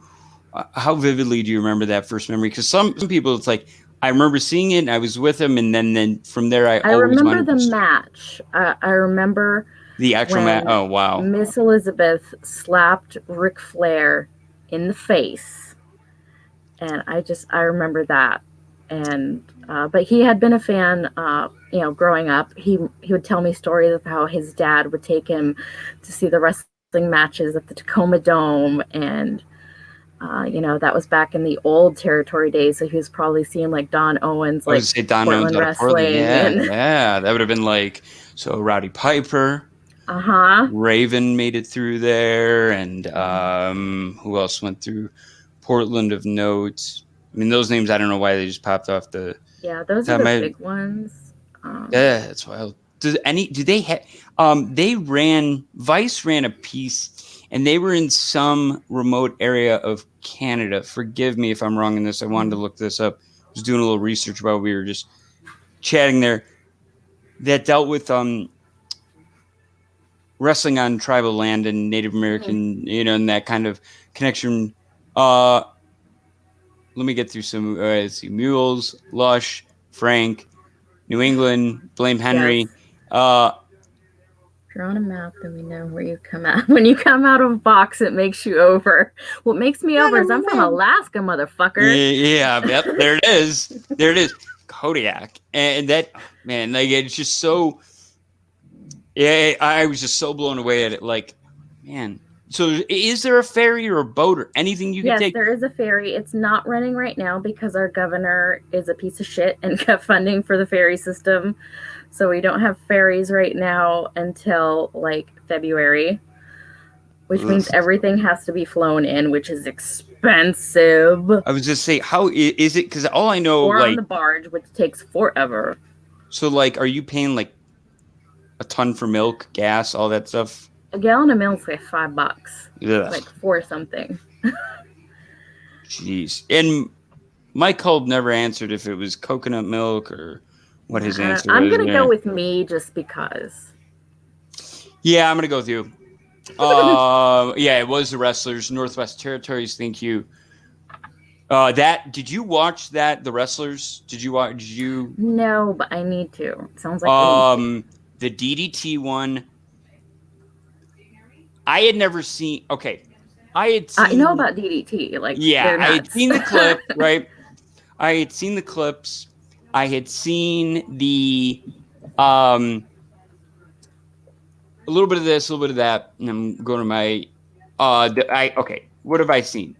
The Invisible Man match, the blow up doll, The blow up all doll. the things that kind of, and then like anything Cornette went off on, right? Okay. Right, and So, you've seen the DDT Iron Man belt change hands like 5.5 million times the original 24/7 title. Yeah, where they're in an absolute, yeah. So let's go to. I'm gonna pull up. I have a couple pictures of tattoos, and then the what's the other thing I was gonna pull up that we had talked about? I can't. That I just had something else that was really actually pretty good.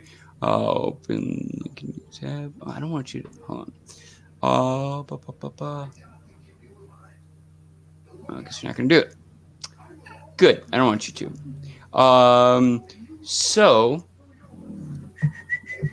let's go to open this. Sorry, folks, a little technical. It's okay. So the ones that I wanted to get to were the following.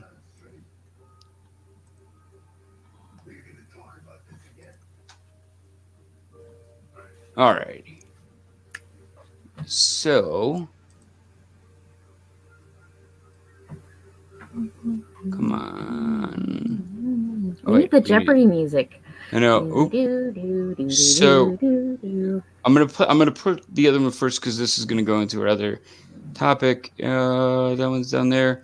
Where is the one that? Okay. So there's this one.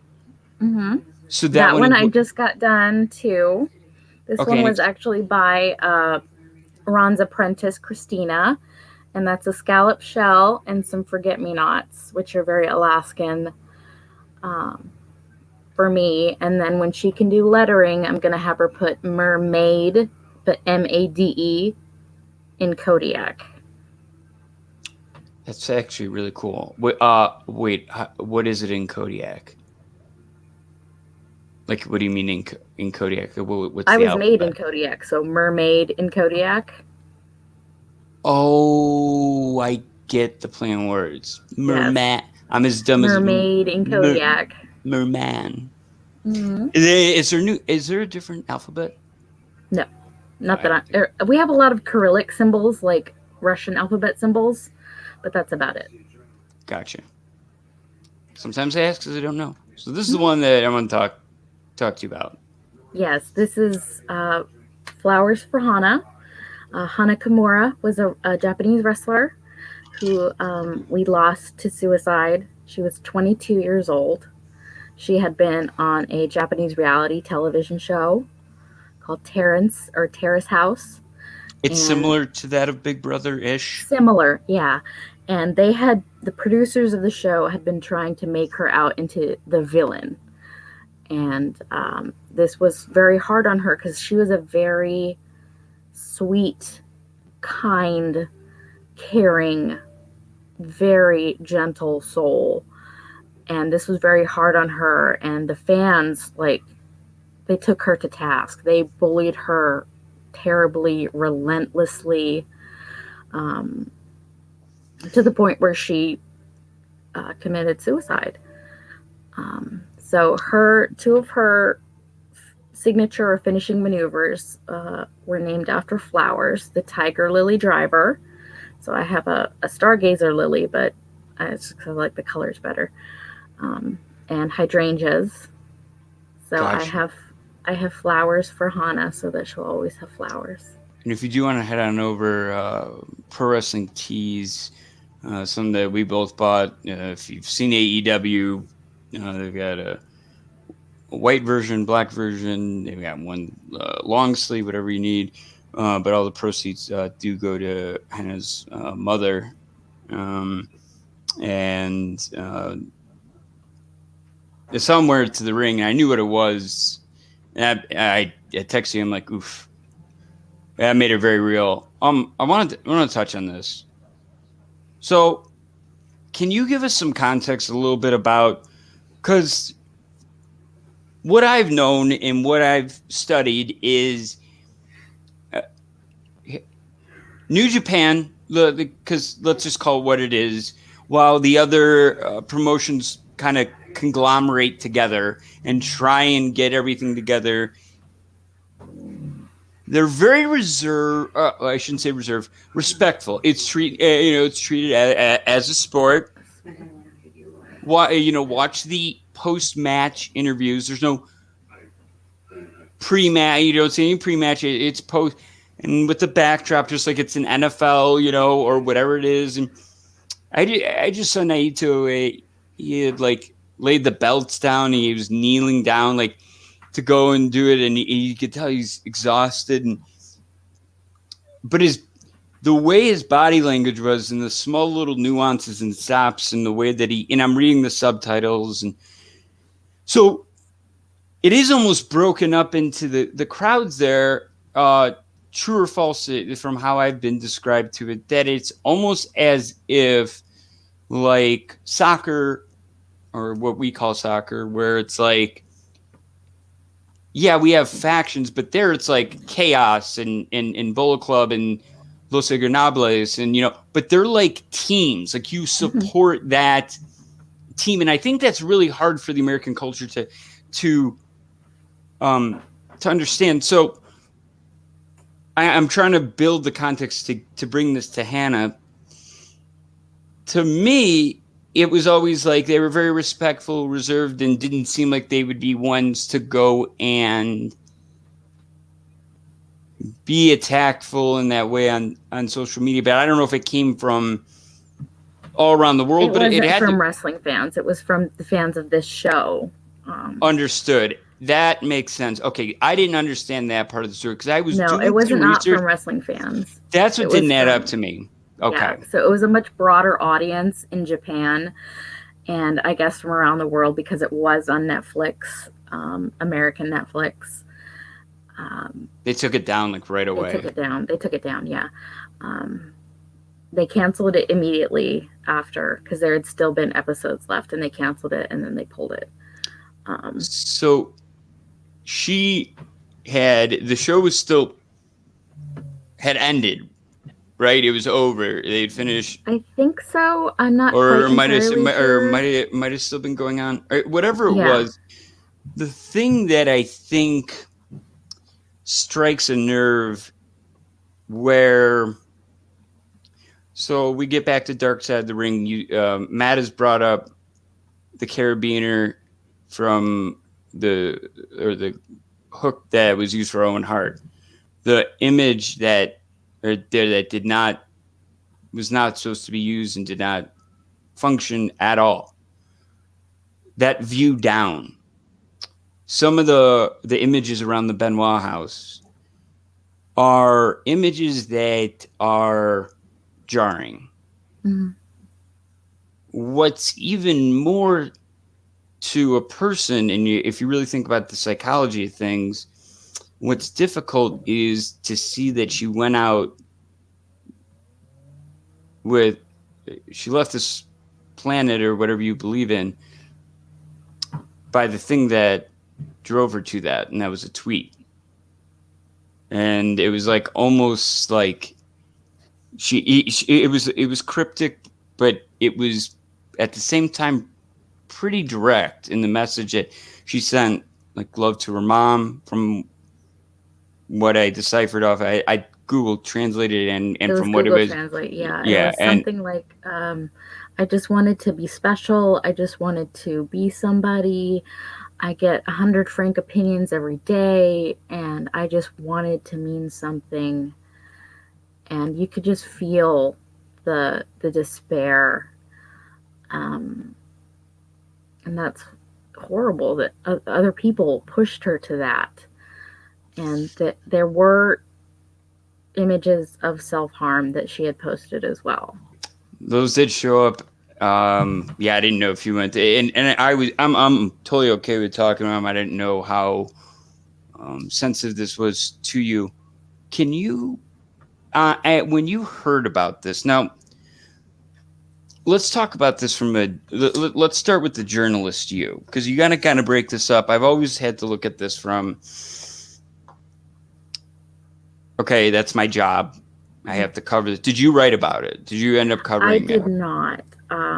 A friend of mine, I could not know. Yeah, I was just saying, is that one of those things that if they assigned it or if it was asked of you, would you have said no? I couldn't have done it. No. My friend Alex covered it, which was hard for him. He's our Stardom coverage person. He's very passionate about Joshi wrestling, and that was very difficult for him to cover. And of course, after that, the profile he had done on her, of course, spiked. I remember that one going way up. That was hard for him because, I wanted people to read it and I wanted people to know about her, but not for this reason. It is personal for me because I have struggled with mental health, with depression, bullying. I have 2 other tattoos I have are some semicolons on my wrist, which is for Project Semicolon, which is a semicolon represents where an author could have ended a sentence but didn't. So someone who has a semicolon represents where they could have ended their life but didn't. And I have attempted suicide twice. That's why I have 2 semicolons. So it was very dear to me, which is why, I wasn't really a fan of hers before, but that's why I felt, I needed to give her a tribute because that was / is me. Right. And if it says anything, I hope the narrative that is projected here is this. Don't think that just because, and Frank hit it right in the head, absolutely an inspiration. Whether it's Brandi, your story is, oof. I mean, that's not to get too into it, but I don't like saying we've all dealt with some form of it. But here's the thing. Those that aren't speaking up about it, that's the ones that I'm scared about. I look at your passion, I read your writing, and I see what's on your body. And that tells me that somebody went through hell to find somewhat of a silver lining. Yeah. Yeah. Is there, looking back, and I'm, as one that suffers from a long line of depression, anxiety, not wanting to wake up in the morning, like literally didn't have the balls to kill myself, but was right there with you from being locked up in COVID, we're going stir crazy. There were a lot of times where, everybody watching it's like, whoa, that just took a real tough turn. Thing is, folks, wrestling, this type of connection, these types of conversations, these types of conversations, there's got to be a spark for it. And when you DM me and we went back and forth, and for you to open up like that was like, you really don't know, and we don't know who we could be helping, just talking about what was there and what we could do to help. What did you find for you,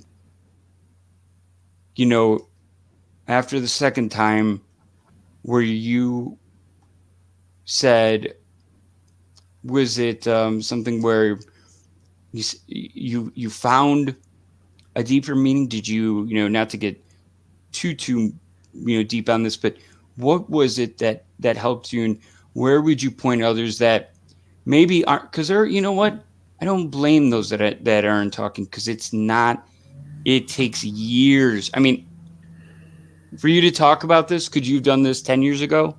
No. Yeah, I mean, no. 5 maybe? I know I couldn't 5 years ago.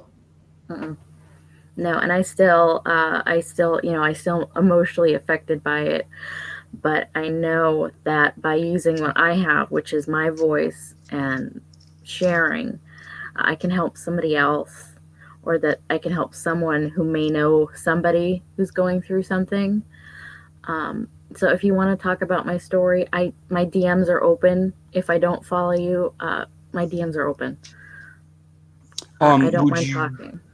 Would you point them also in the way of?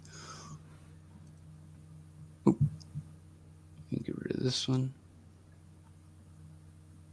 And sorry, I had too many banners there. Would you point them in? Is that a place that they can go to? Is it? You can go there. There is a suicide national prevention suicide hotline. Sure. There's a text chat line you can go to. It is not culturally appropriate. In Native culture, it's not appropriate to talk about what you're feeling. It's not. That's the old way. So yeah, let's pretty much yeah. We're gonna touch on the AFS side of things, getting into. Oh yeah, I'm gonna show this question because Matt, this is a very deep question, and when he's talking about culturally acceptable in a large portion of the country, okay, that's undoubtedly true. But now let's really get into why we're talking about Alaska. What's it like up there? To in that isolated area? There's it in the winter. It's dark all the time. There isn't a lot to do. There aren't a lot of people. You're kind of stuck. We weren't really affected by, oh, you have to stay home now. You can't come out of your house. That's kind of what we do. I mean, look at the words you used right there. Just that was 30 seconds. Isolated, dark, lack of activities, lack of being loved or wanting to feel loved. Just go and look at Maslow's hierarchy of needs. And go to, and then the last one being this sense of, you lost some loved ones in there. But did you ever foresee that you would end up, like when people say, people always said to me, oh, you would end up always a little bit off. You had so much ADD, or we always saw it coming. It's not like we all of a sudden be like, yeah, I think I'm done. It's not like that. And it can happen like that. Do you consider today to be a blend between a blessing and a burden? Yes. Definitely. I have lost everybody. My parents are gone. My grandparents are gone. I am an only child. I have lost everyone. Gosh, and I live in a remote part of the world, and it's hard. It's really hard. And I'm sorry I'm getting emotional, but it just happens. Okay. And I know I have to say something, because if I don't, nothing's going to change. And no, if you do not grow and you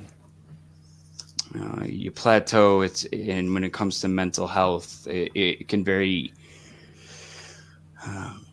easily flatline. I just wanted to say on behalf of Lauren and why this came to be, and when I asked you beforehand, your sensitivity is our number one concern, your convenience, especially in something like this. Sharing what you just shared, even if it was just you and I, is something that even if you don't struggle with it, understand this, that all it takes is this one conversation that maybe somebody doesn't even see live. Maybe they just pick up on it. And that, we weren't going to dive so deep down here that both of us or one of us were going to end up in tears. But what is it meant to you to find a connection in wrestling, to go and write about, but more than that, to have something along the lines of, and I'm going to make sure your banner's up the rest of the time. People know where to find me. They know where to find Lauren. Same goes for me, guys. If you guys too, I really encourage you, if you want to talk about it, I will literally not go to bed like I did last night, because I will talk to you about it. I will talk to you about it because I believe in it that much. And if anybody knows anybody in or outside, friends of the ChatPack, the AFS family, let's get it out there. Let's not, let's respect the person's wishes, but at the same time, let's make sure that we are taking care of each other. When it comes to it, when you joined AFS, when was it? Because I started right at the beginning because April, March. March. I was a member of Bruce's Patreon and Eric's. Okay, so you got in on that. So you got. I got in on that $1 tier for the first 3 months. I remember getting that text from Josh because we were on WHW with Tony. At first, I'm like, this is great. Yeah. Cool. Sweet content. Zoom. Get-togethers. I mean, I was planning out low-key Big Hog weekend, like unbelievable to lengths at which I was like so ready to go. And then the thing I will say, maybe you can attest to this, and I really want people to think about this.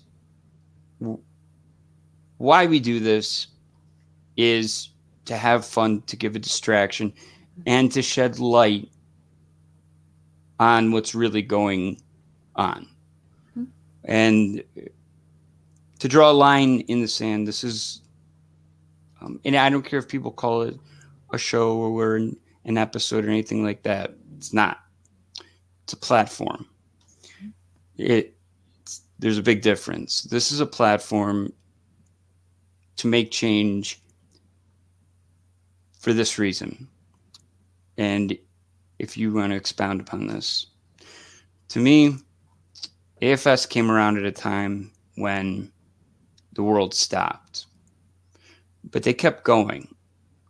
So we had this one thing all between us that we didn't know that was still moving forward, and they were still able to produce and find ways to make unique content, make us laugh, make us think, make us cry, bring out different emotions, but all the while connecting us. And that's what we were seeking the most.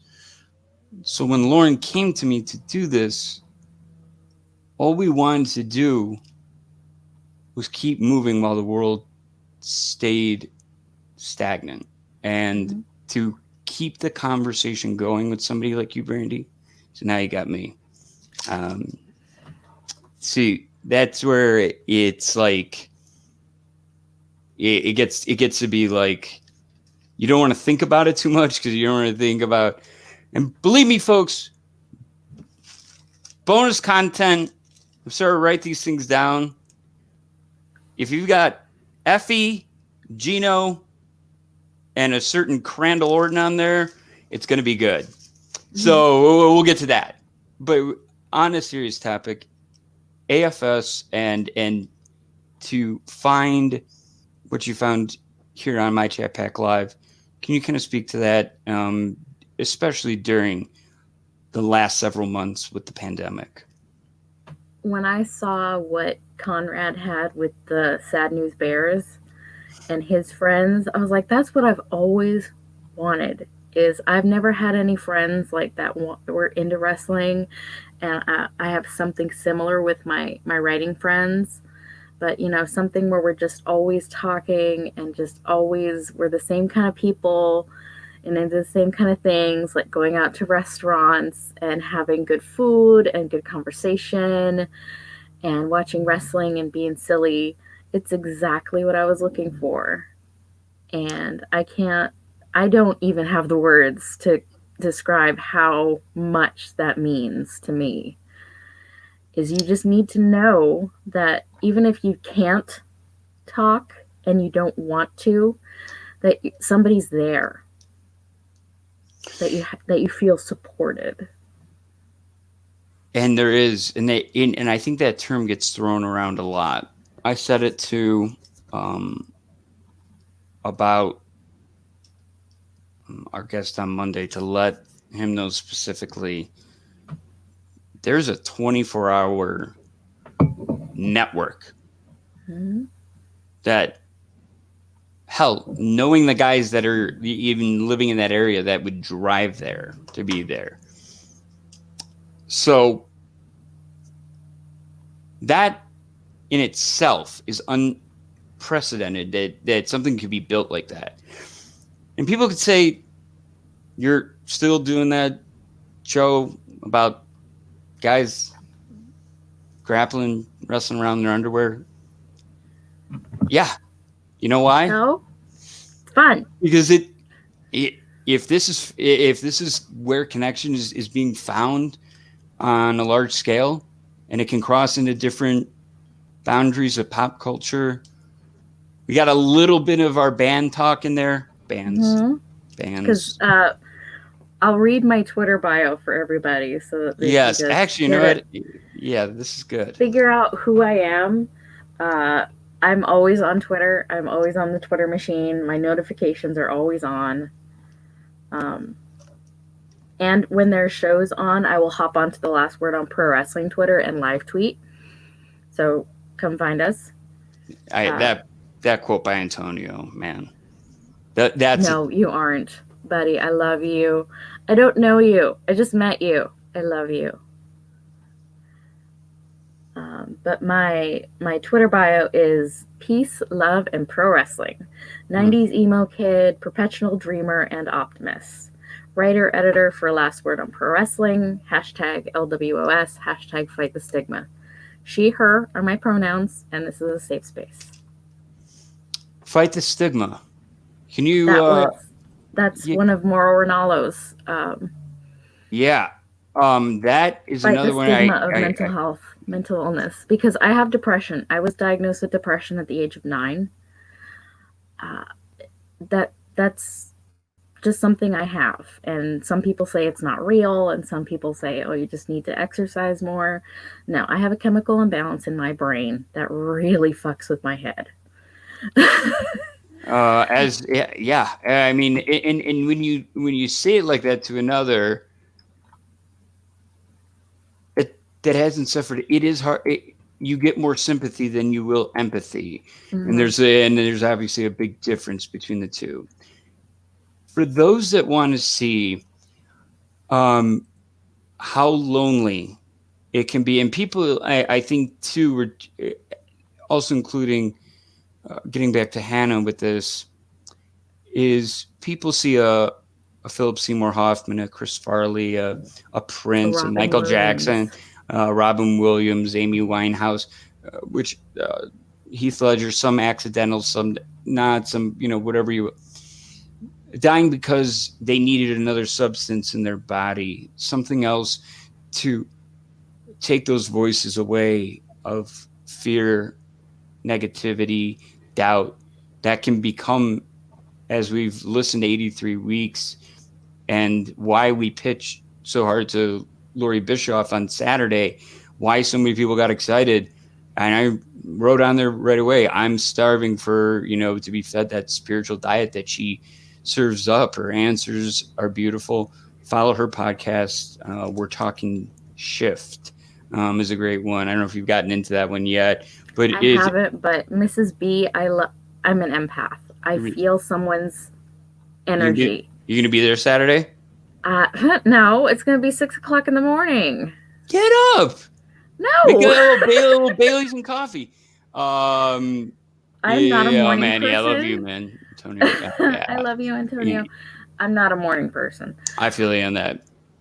So no, I won't be there at this one because that's too early for me. But she just has that energy, that spirit, and I like that. I enjoy that. I'm glad Eric has somebody like that, because that's what I feel someone with Eric's energy needs because he can get very wrapped Mm. up and very bound up in that work, straight type A Oh my gosh. personality thing. Yeah, their the yin to their yang is beautiful. Yes. Having a boyfriend that is also interested in wrestling, having that partner, sharing that with him, has that been cathartic for you? Oh, it's awesome. We've been together. It'll be 6 years in February. He lives on Long Island, New York. He's gone to bed now, so I can chat him up. I can toot my own horn here. And it's been wonderful. We've never had a fight. Wow. Ever. Ever. He's come and stayed here for like 6 weeks. So we've lived together. We've tried it out. And yeah, it's awesome. He has his little, like, he plays video games, and I'm not so much that. And I have my, I write fan fiction and stuff. So I go off on my thing, and he goes off on his thing. And it's very cool to have that symbiotic. Because I'm bubbly and very outspoken and he's that calm to my crazy. We're wrap up with 2 last questions, and then we'll head into bonus content. This question: you come across, again, getting back to the whole judging a book by its cover, as somebody that and you've been open about this, did not love themselves to the point that they didn't want to be here anymore. I mean, that's the most opposite end of love, right? But you come across with a smile and a laugh, and these are the things you use. Again, I listen to a person's words. I cuss like a sailor, and I laugh really loud when I do X, Y, and Z. I know this about myself. I'm introspective, and this is what I love about myself, and this is who I am, guys. And almost you telling us, anybody that, are you learning? Did you find to love yourself? Because I know for me, that's a daily. Everybody says, "Carl, you're full of yourself."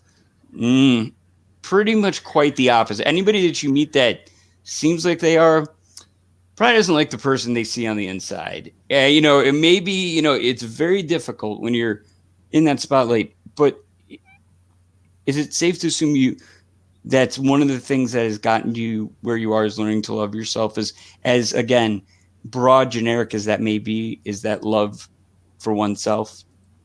Yes, definitely. It helps to have someone because I don't think I'm interesting. I don't think I'm fun. I'm not someone to talk about. Everybody, including my therapist, said that's not true. So it's not true. Yeah. For anybody that is out there that, is, what would you tell them from your journey? If you could have anything that you look back on and say, you know what, that did it for me. That was the thing that changed my existence, that why I am here today. Is it the need for connection? Was it just seeing that, hey, there are more years down the line? Was there anything that you've instilled maybe upon others that you've helped with, that have dealt with it, that you would say has become a constant theme? Or is it just that, hey, a lot of people out there are lonely, and I'm still lonely at times. Yeah. There's I don't know couple things that come to my mind immediately. Winston Churchill, one of his famous quotes is, "When you're going through hell, keep going." It's very easy when things are hard and you don't think you can go on. Just take one more step. Take one more night. Because to this point, you've survived 100% of your bad days and the worst things. And tomorrow you might find something, even if it's just next week, tomorrow, you have to find something. It's like, well, tomorrow's payday. We're going to order pizza. I'm looking forward to pizza because we're celebrating Friday. It's the end of the week. And I'm looking forward to Halloween, the party, because we're going to get dressed up. And I love Halloween. So you just have to find those little things and you have to celebrate your small goals. Like we just got paid at last word on sports. We get paid quarterly. And I just dropped, $24 in my wedding dress fund. That's awesome. When is if you guys set a date? 2/22/22. And yes, it's a Tuesday. Groundhog's Day. That is because our anniversary is February 22nd, so I figured it would be easier to just pick one date, stay with it. Brandi, I didn't think we would be having this conversation ever. I didn't know. You just do not know. I encourage people to keep an open mind for those around there and keeping an open mind for yourself. If you don't know if you are struggling when it comes to something like that, it definitely be my 2 cents. I can't thank you for being an amazing member. The second, this is like, man, this is going to be, I don't know, if there's a get together, this Miss Elizabeth, Scary Sherry, this kind of sensational Sherry, and Miss Elizabeth, the 2 top gals in the world. There's only 2. There's only 2, and but you guys have really said, just wait. I think one of these ones, I've got to step out, and you guys let the girls take over. This girls' night, honestly, because if we've got a frat night Friday, which is again not off limits, that sausage party not off limits to any. Oh yes, sex. Hugs. I'm all about the hugs. I'm a hugger. That's been the hardest part about this COVID thing is I'm a hugger. I can't hug people. So on behalf of Lauren, yours and every friend of the ChatPack, those that heard your story, those that you helped, the ad-free shows family that continues to grow, the friends of the ChatPack that literally continue to grow, thank you is the understatement of a lifetime. And I can't wait to see what you can do and the impact you can have, regardless of, gender or, being a top gal, top guy, my push, anything else. But the fact that you're connected with others and we could be a part of that. And this time you get to write your own story. You don't have to write her about Gino. You don't have to write her about that's about that. I think about that in the semicolon that you have. You're right. That semicolon, now you're just filling in the rest with whatever you want it to be. So thank you so much. And now it's time to get way in the weeds. Amen. Brandi, you're definitely my inspiration. Look at that. Santos. Big hug for me. Give it up for Santos. He's got naked dudes in front of his bus. And we're going to go from... we're going to go... We'll play the traditional one, but then we'll get into a little band talk. Right now, we're going to keep her handle up there. You know where to find me. Carl X Mandic. Lauren is Lucky Lauren Y. And this is bonus content.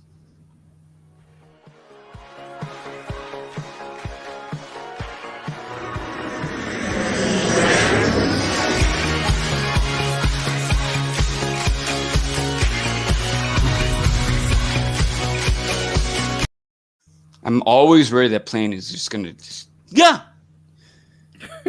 don't you do it.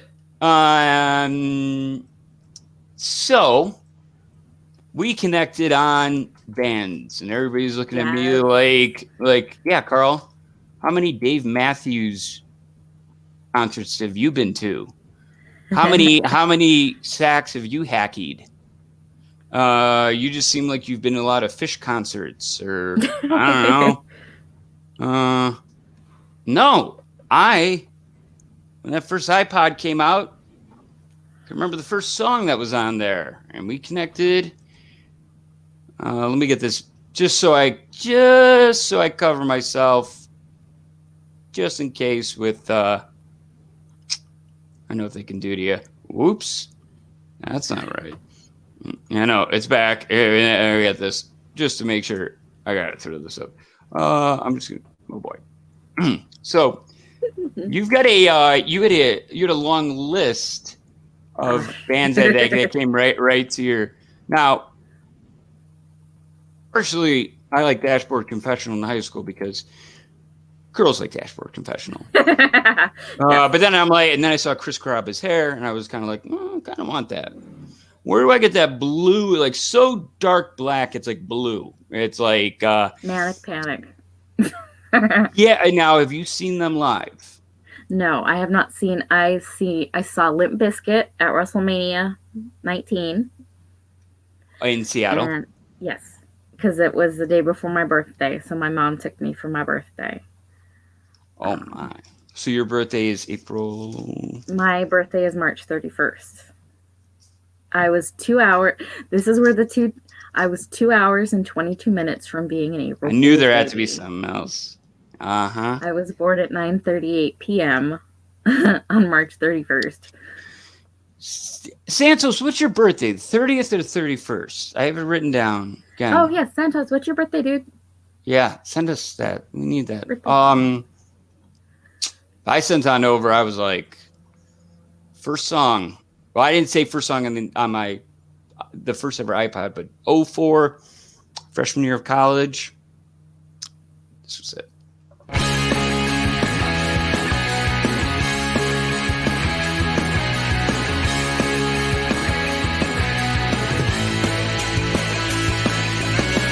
These colors will not change.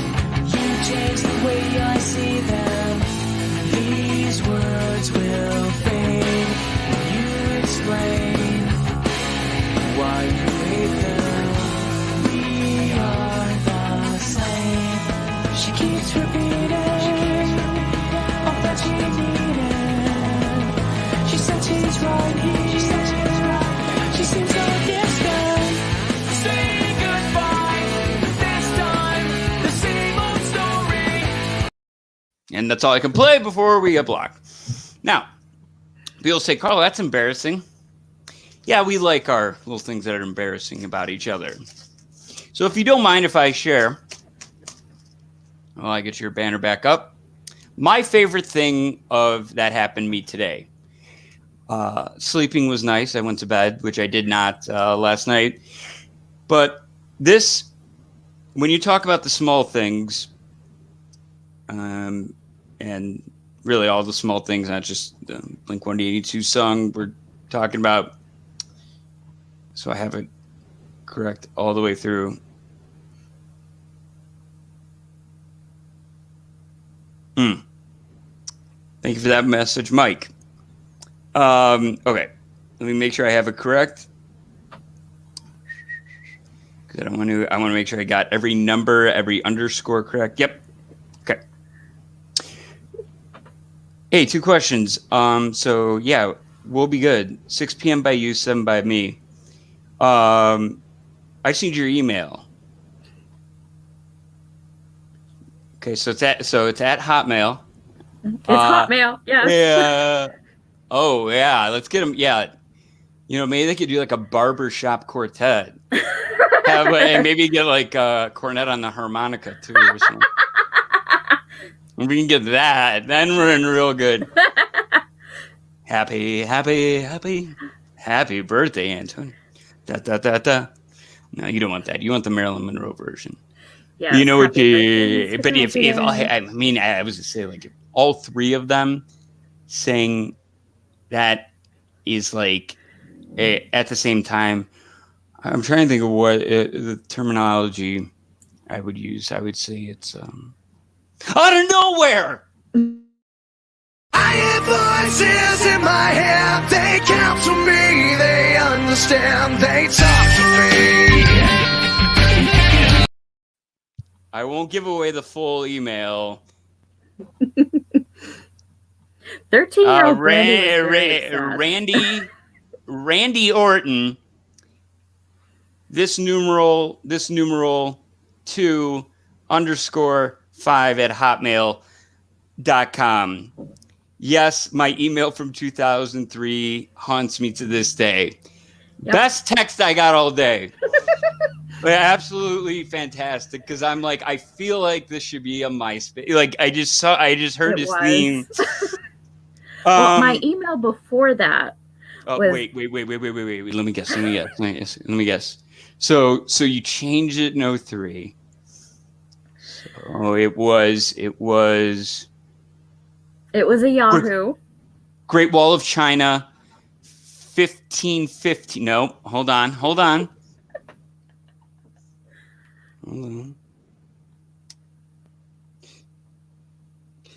Stacy Keebler Elf Cookies 1212. All right, and one last guess. Give me. Oh, wait, I think I got it. It was with nine S's and one Z _ I don't know.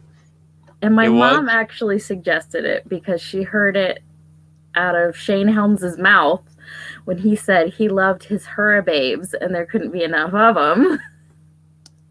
The fact that she understood something that came out, not that it just his accent's thick. It was still 2003, so it was all right. But yeah, it was herbabe21 @yahoo.com. And this gets even deeper into the weeds. Were you aware that in the group message, somebody was almost named allegedly, or maybe not? This is the things we learn about each other. Bam Bam. And do you know who it is? I don't. Okay, good. Okay. Nobody tell her. No, do not tell her. Just let the group text evolve. Let it just go or the DM. Let it go. I want you to go in there and try and figure out who. And there's still this is dark side of the name, because I was gonna if I was gonna be a girl, my name would have been Michelle. That's my middle name. Which that's why. But everybody's asking, what the hell's with the BMW logo? I saw that you put you're right. Yeah, I saw that you put your initials in there, and I was like, I wish I had to come up with a creative logo for social media for people, and so they have something to be like, oh, I'm gonna hold on to this. So like, I'll take a couple extra seconds to like make something, and it's nice to like not type for a little bit and just like the Logo Pro, even though it's like it is like $9 a month, the real good one is so much fun to play with, and you can make stuff that you don't feel like you're just copy and pasting and you're like, oh, there's some art. No, it actually feels like you're making something. Somebody has a question. We do. Wow, we got double questions. Yeah. What is your question? Tacoma? All right, wait. Taco Maniac. Oh, I was looking at his Taco Maniac 444 on Twitch. Ask away. We're getting so. Let's get into this. I posted it, and I don't think a lot of people saw it. I'll share my screen on this one too, and actually get this done right. So, you were talking about Joshi. I am not familiar with that. Oh, by the way, I meant to get these. Can you unbutton your shirt some more? What did I? Is this me or is this? See, you can see this. Lays in the back. Lays in the back. This is the greatest episode in the history of our great sport. I'm gonna go 100% Mike Kolba in this one. I'm gonna go with 10,000% on that one. So is this my like most used gifts? Is this Joshi? And if you know what I'm about to show you, don't tell me yes or no.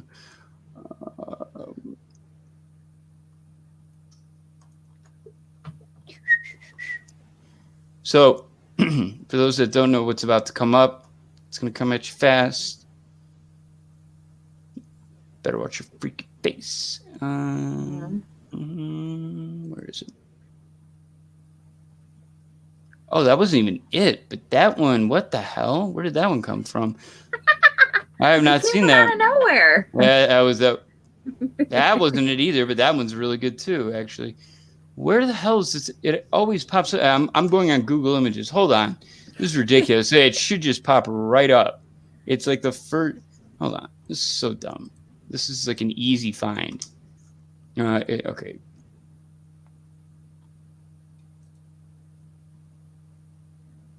Okay. Let's see if we save the image. I wish we could. Gosh, I wish I could make this bigger. That's what she said. The download. Where's the? Okay, let's see how it comes up because I don't think it's gonna play. Well, you know what, folks? It's good enough. Is it definitely Mike? Is it? I think so, but he had a good one. Yeah. No, I'm probably getting destroyed over there. Okay, so I'm gonna have to zoom in my screen somehow to get this somewhat. All right, so shirt staying on. I'm not gonna pop the shirt off yet. Psych, your forehead is bigger than SpongeBob SquarePants. Megamind. Here's the deal. We have tried to get it sold for advertisement for Friday nights for open mic, live Mandic, and just something scrolling here too, like some sort of green. So, okay. So we're gonna go through some stuff, and you tell me. I could be wrong on all of these. Some of these. Is this Joshi?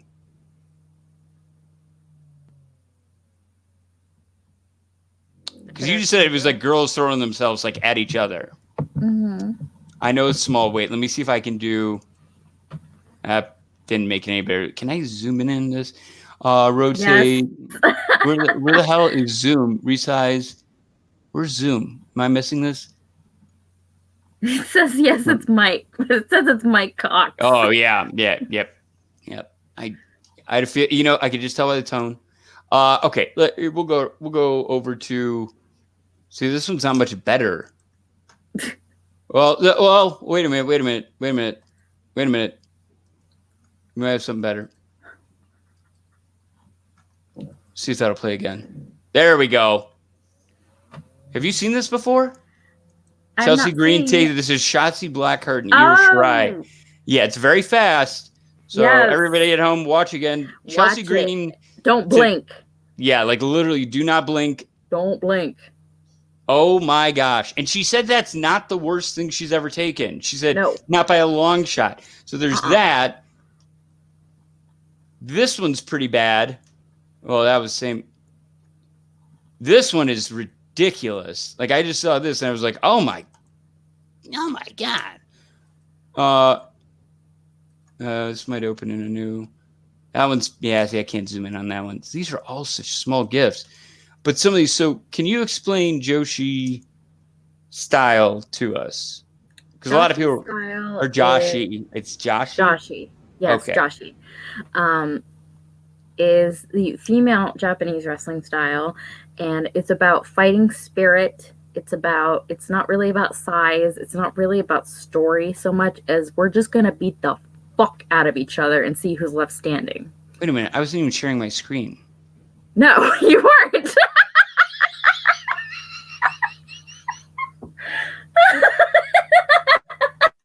I hate myself.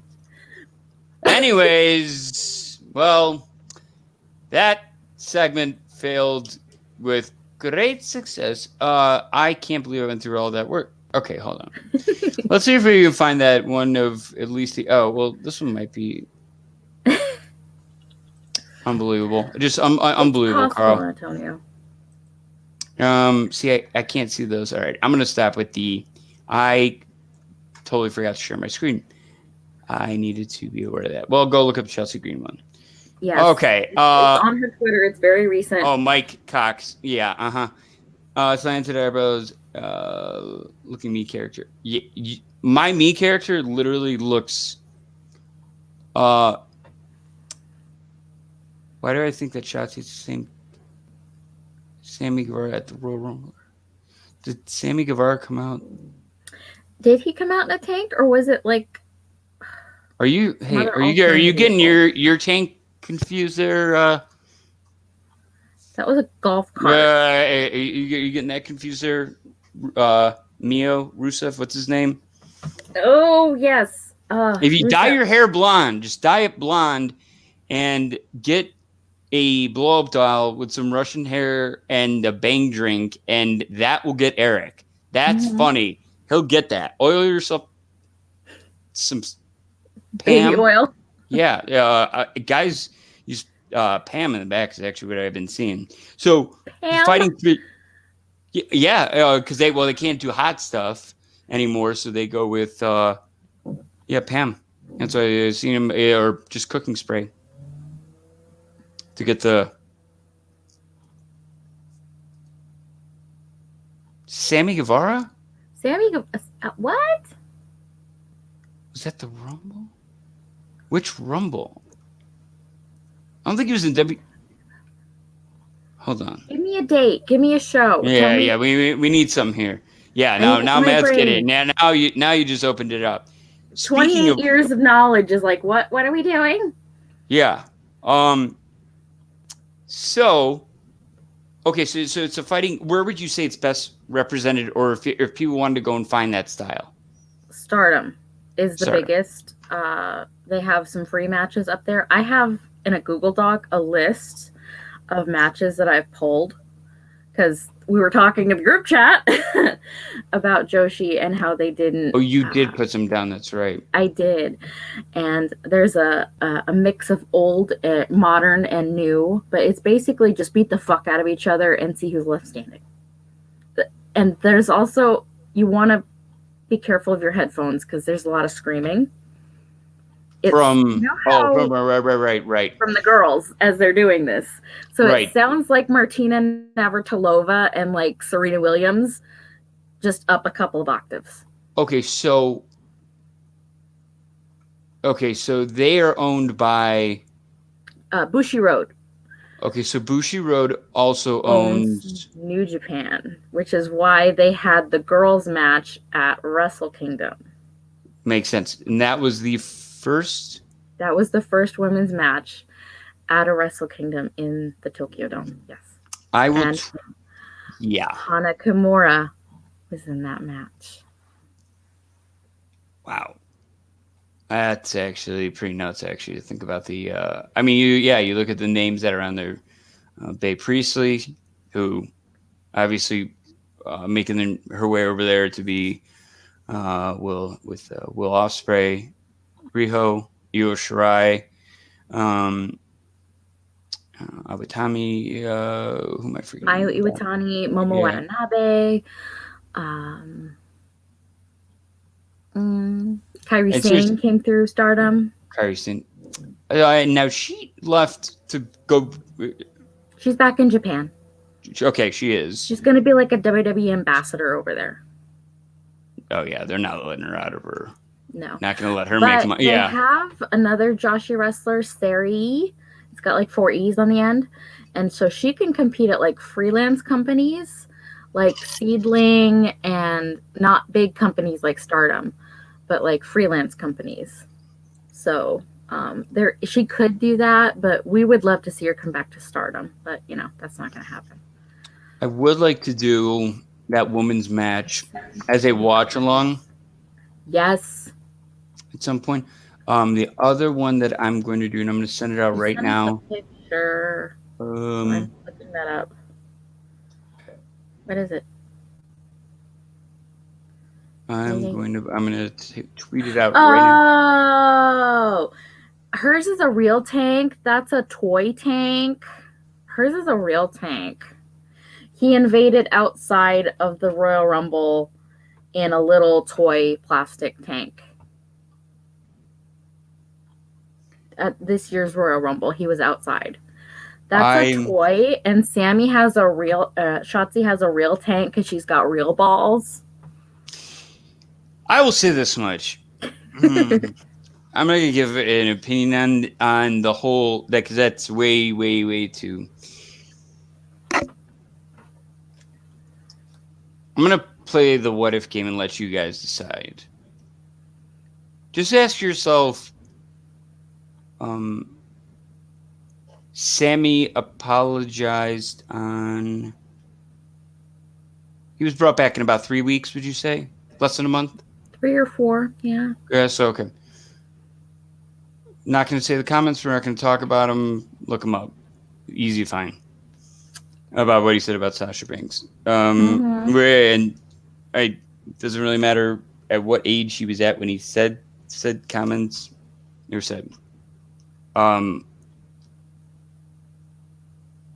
What's getting more and more difficult is they say don't meet your heroes, right? Mm-hmm. The thing that's getting more and more difficult is who can I trust? Right. Right? Who am I endorsing? Whose shirt am I buying?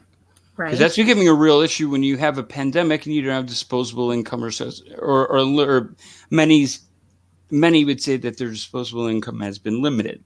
Mm-hmm. We have one of the worst economies in nation history. One of the worst fall ever. It's drastic. So here's this.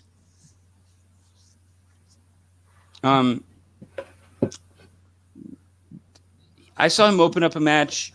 I called him opening up a kind of a special event deal that we had. And I'd never seen him before, never met him. And this is 6 days before the Vegas shooting in Vegas. Mm-hmm. And he was, I have a list of 5 where I go, that guy guaranteed makes it. No question. Like I saw, he was like 20, 21 in what, 2016? How old is he right now? 24. He's not very old. 23. I'm just going to say, this is what I'm going to say. What if WWE did that with somebody and brought them back like that? In that turnaround. Like if they had said something, let's say the same comments. Let's say Leo Rush had said that about Britt Baker. They're just making it up, right? And then they brought him back as, under the hood, and then pulled it off, and he's back with, let's just say he was back with, what's that big? Bobby Lashley. Yeah. Bobby Lashley. He was going to be slick. I liked him. I actually liked him he was so annoying because he had that. So annoying. That was the point. That's the point. Yeah, that was the point. He had that iconic heat to where it was like again, I go to the stepdad spectrum on this one. He's like, I can't watch. He's like, this is so annoying. It goes down to his phone. And then he's looking, and I'll catch him looking up. I'm like, I could tell it's so annoying that you're like, damn it, I can't not look away. You rubberneck at it. Mm-hmm. So I'm going to play this one with you. We got Randy Orton there. I'm going to tell the FB story real quick. Last interview I ever did, like in person, was at because there was nobody there. They had literally shut down Arizona that day. We had a 3-day co-promotional branded thing between and we'll have to do, when we do another show, we'll dive deeper into Mr. David Marquez. We have a connection there too, so we'll have to get into all of that. Part 2, for sure. But Effie, hey, one of the main event, he left it all out there, but he left it all out there in a way that I'm like, what the hell was that? Like, I'm going to save this too because I don't think you know it. it's the first time I didn't have to play a real journalist. I didn't have to play a suit, and I got to pick my gimmick. Mm. And the promoter told me the following: show up as it. Don't come as you. I want you to show up, and I want to see how it does. Because a whole party hard was like, it's an open canvas. I'm going to see how you did. It went over very well, but I don't. I debated doing it for Halloween, but it took me a long time to come up with this gimmick. And once I got it down, and it has to do with not with what you're doing, but with that underbelly, the flip side of what happens in wrestling journalism. That's all I'm going to say. But Effie said something. He had just done GCW, was going back to the Panhandle to be with his partner, and had flown like some crazy ass red eye because GCW had ran Philly the night before on Friday, flew to do Party Hard, and put in this insane match with there was family and friends that probably weren't even supposed to be there. Well, yeah, here you go. Hold on, let me go through this. Yeah. OWN talent. Own talent, other promotions talent. I think he's talking about when we're doing that. What if Leo Rush had made a comment about different companies' talent? Yeah. Other promotions talent. Oh, gotcha. Is he gone? No. He was just on TakeOver. So, although it was fun, Kushida beat the fuck out of him, and we loved it. He's our resident killer now. That's the thing. Are they actually using that? Because if they're using that as they aren't using it, no. But are they though? It's aren't those smart enough fans to know every single one in there, even crying Bailey fangirl? What's her name? She's got a lot of Twitter followers. Izzy. Okay. I didn't realize how many Twitter followers she had. People love Izzy.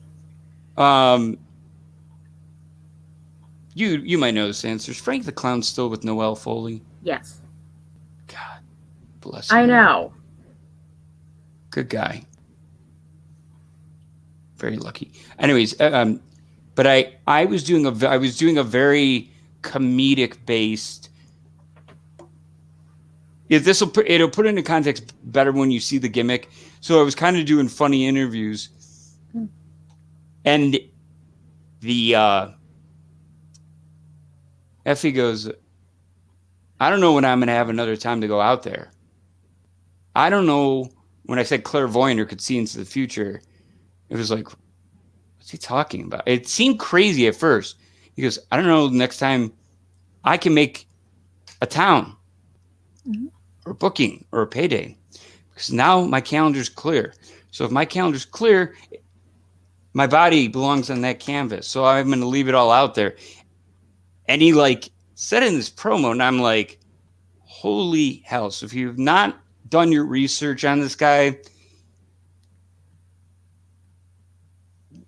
wow. Also, somebody that I haven't gotten to talk about that I get to work heavily with in the UWN that I'm very proud of, and I haven't checked up just because you know that they're busy, you see that they're doing well. It's Jake Atlas in NXT, and he's somebody that came from UWN. Oh, I have my Effie award. I love it. I love that. Yeah, I got the full package, so I have my little Effie award. Why is Velveteen Dream? Matt, your legal lariat with your access to Lexus. You'll find this one. We can chat offline. No. And the other thing is this too. Here's the problem that I guess I have with the double standard that is set. I'm not sticking up for this person because they kind of showed face afterwards. But last time I checked, Enzo Amore was accused, not charged, accused, where there was nothing. That there was no cover-up in which he paid her. The police legitimately found there was no substance to her story, yet he was fired right away. Like they needed something to. So you're going to see that. That's exactly it. They needed a reason to fire him. This is what the Velveteen Dream stuff is. I'm not going to say one's worse or get into that whole debate because that's not where this goes. And I'm going to end on the high note of asking you this question to let your brain dissect this because this one always gets people. Fans are upset with WWE because many fans have been preconditioned to become smarter than fans, to have a little bit of that extra edge fans of, I've got Amazon Prime. I've got the network, and now I'm going to dig for a little bit of dirt or know this or know that. It's what you do with it and how you channel it and how you express it. There's a terrible subculture to the internet wrestling community. Mm-hmm. We, on the other side, would be pretty much the exact opposite, the other side of the coin, if you will. Yeah, I did too. Don't get me wrong. I saw Velveteen in person, and John Cena said, "This is the guy to carry for the. This is the person that's going to replace me." So here's my question about Gino to you. If anybody wants to find that, where can they find that article and everything else? Last Word on Pro Wrestling. Last Word on Pro Wrestling. If Gino doesn't die, I ask you this. Is there as much... Ric Flair's become an institution. Sadly, and a little bit morbidly, because he stayed alive. Mm-hmm. He has an iron liver that has somehow been able to process alcohol for that long. And he's battled other health scares. And he endorses one hell of a hummus during the Super Bowl. I'm sure that helped. But if you really think about it, why has Snoop Dogg gone on record and say, I want to be like Ric Flair? Because I saw that this Caucasian man was dressed well and shouted and had this flamboyance and can wear these brands I didn't know of, and limousine ride and jet flying, we get it. Why do they bring him into these college locker rooms and pro locker rooms, or the guys mimic the two claps and the chant? It's because he built that legacy carried on for decades. So I say to you this, if Gino lives on and you see him and gentleman Chris Adams speed off in that car and some of those clips, some of the promos he cuts, does a Ric Flair ever really become Ric Flair? Or does a Razor Ramon ever become machismo? Does Vince McMahon finally find his first Latino crossover star way before Eddie Guerrero, and he's there? And I guess I say, is he all of that? And why would that be? I mean, to you, because I wonder, had he stayed alive, what does that, by staying alive, you don't just direct the course of your own life. It's a ripple effect to those around you, right? Yes, he was in a program. Who was he in a program with? So he blinded Chris Adams. Yes. With that cream, and they were selling it. Finish. Right. Like, so he blinds him, right? Flair is a man. Yes. But no, if Gino had lived, everybody would be copying Gino Hernandez. Bar none. And I think his name would be in that Hulk Hogan. I even wonder. Now you could only even go this far. When we saw The Rock and this is not not breaking down race. Growing up again in a very beautifully racially diverse neighborhood in Chicago, I never saw anything but that being as like all of us coming together. So I've always embraced that. I love that about life. I love to know about different cultures, and people like see when we'll get somebody that has different values. I'm so interested. Like when we had brought on, people were like, Jesus, Mark, Carl, calm it down. You know, it's like you're a mark for the friends on there more than you are wrestling. Yeah, I think I might be. Pretty badass friends. So, I mean, why wouldn't we be marks for our friends? They're the best. And I'm not saying one, but when you learn of something new, point in case, you're going to be on Top Guy Theater on Sunday. Barad had shared a story on there, and you can find that on YouTube. At Top Guy Theater, I asked him. He goes, "Oh, we didn't understand the casket match from Royal Rumble '94 when we were watching it." And we were all, I'm like, "Oh, excuse me?" He's like, "Yeah, we just saw him as a dark, ominous, scary character." I, being naive Westerner, I don't know what they do. He's like, "Yeah, they carry them in this bamboo thing, carry the body down there, and then we put it by this kind of grave, and we burn it and wait for it to go out, and then we collect the ashes, and that's that." Mm-hmm. And I'm like, "You burn it above ground?" Mm-hmm. Is that a... Didn't know it. And then he's like, "Yeah, I had to put my father..." He said it in a very respectful way, and was very... He's like, "Yeah, and they believe in reincarnation."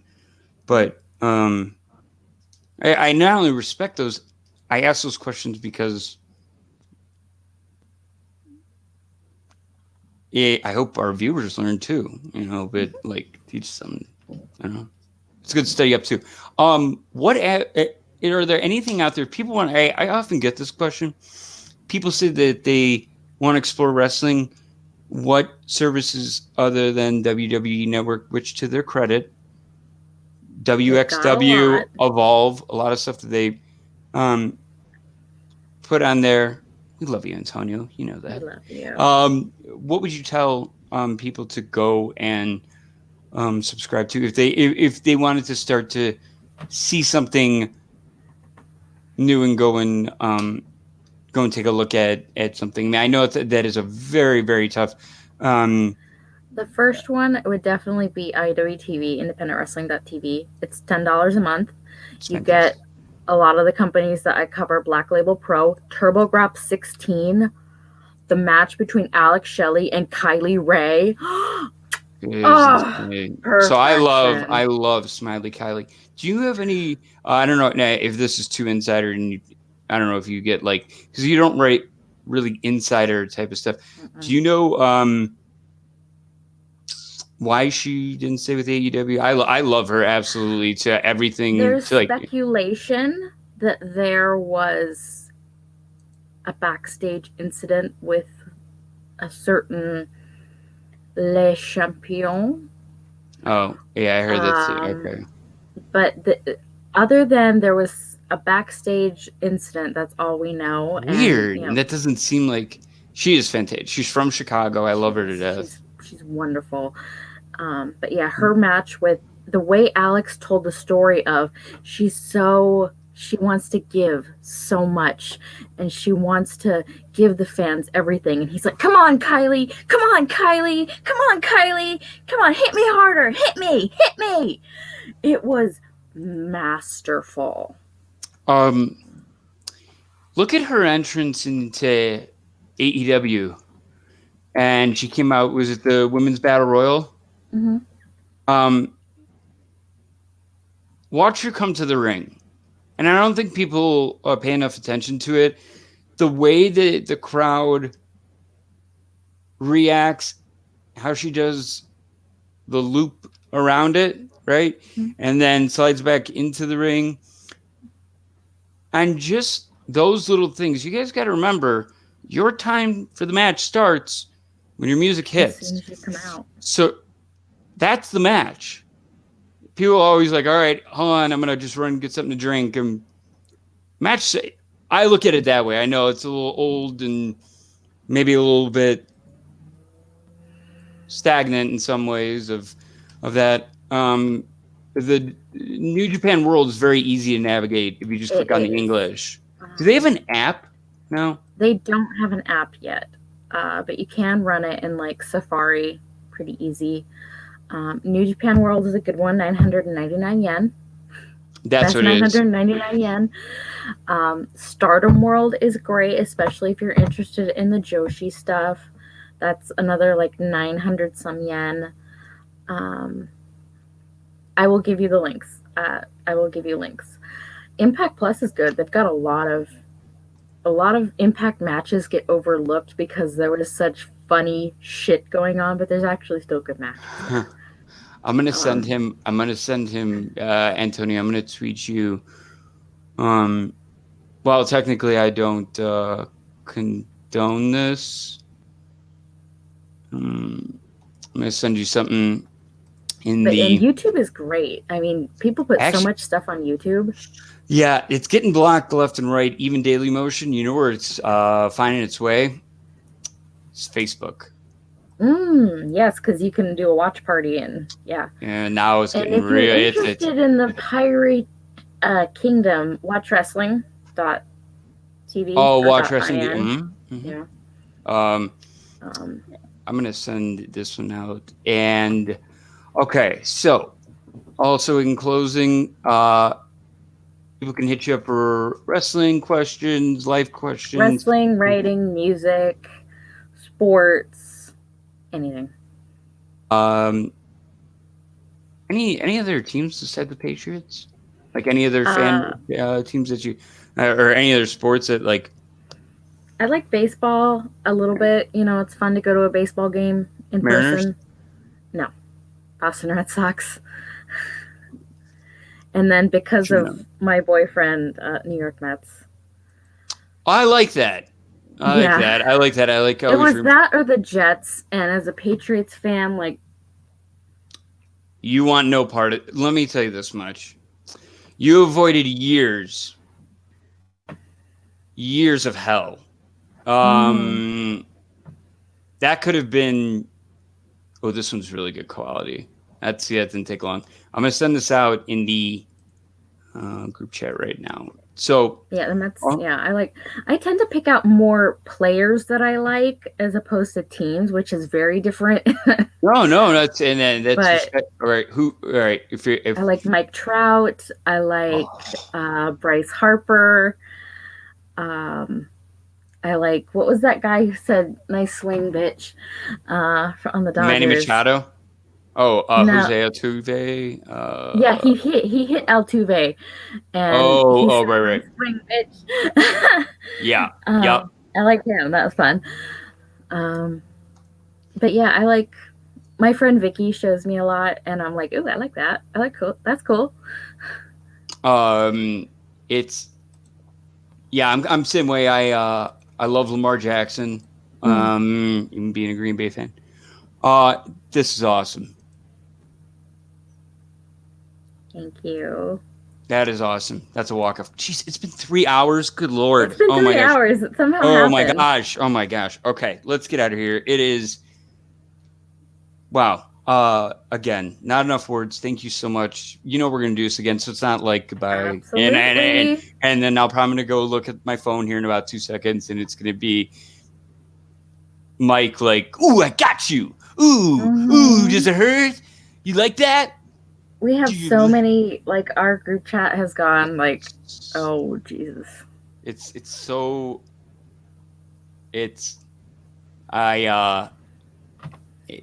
has really no description at this point. It's gotten to the point of, I don't know, but I love every waking second of it, even if it doesn't seem like I'm paying attention. I sometimes need people to be like, "Hey, did you check it out lately?" And then I have to go there and do that.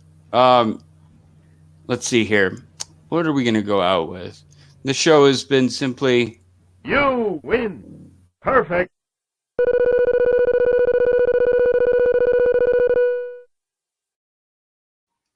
All right. It's Brandi. I'm Carl. Lauren's back on Monday. Do not forget, tomorrow. I got to think of a better name than Boys Night. It's open mic, live Mandic, Mike Kolb and myself, 8 o'clock Central Time. That's when this doesn't become a platform and it becomes an absolute, please, Lord, let us keep us on, like, streaming live. Nobody say anything dumb. Actually, everybody's very good. They're handpicked. Antonio's in. Hell yeah. And I know El Karai in. He got a new setup. He sent me a picture of it. Yeah, sick little Oh, right, setup. because he finally put that desk together. He got that. Yeah, he's got it down. Is Brandi a exception? No. No. Anybody's in. Lauren wants to come in? Cool. If Brooke wanted to come in for her bachelorette party, because don't forget, They're getting married this weekend, y'all. Brooke Bauckham. By the way, we've run out of storm names. They're at Delta. We're out of time. We'll see you tomorrow at 8 Central, 6 Pacific. Open mic live Mandic. Until next time, remember, wolves are indeed social. They need your pack. And I need you guys. Later.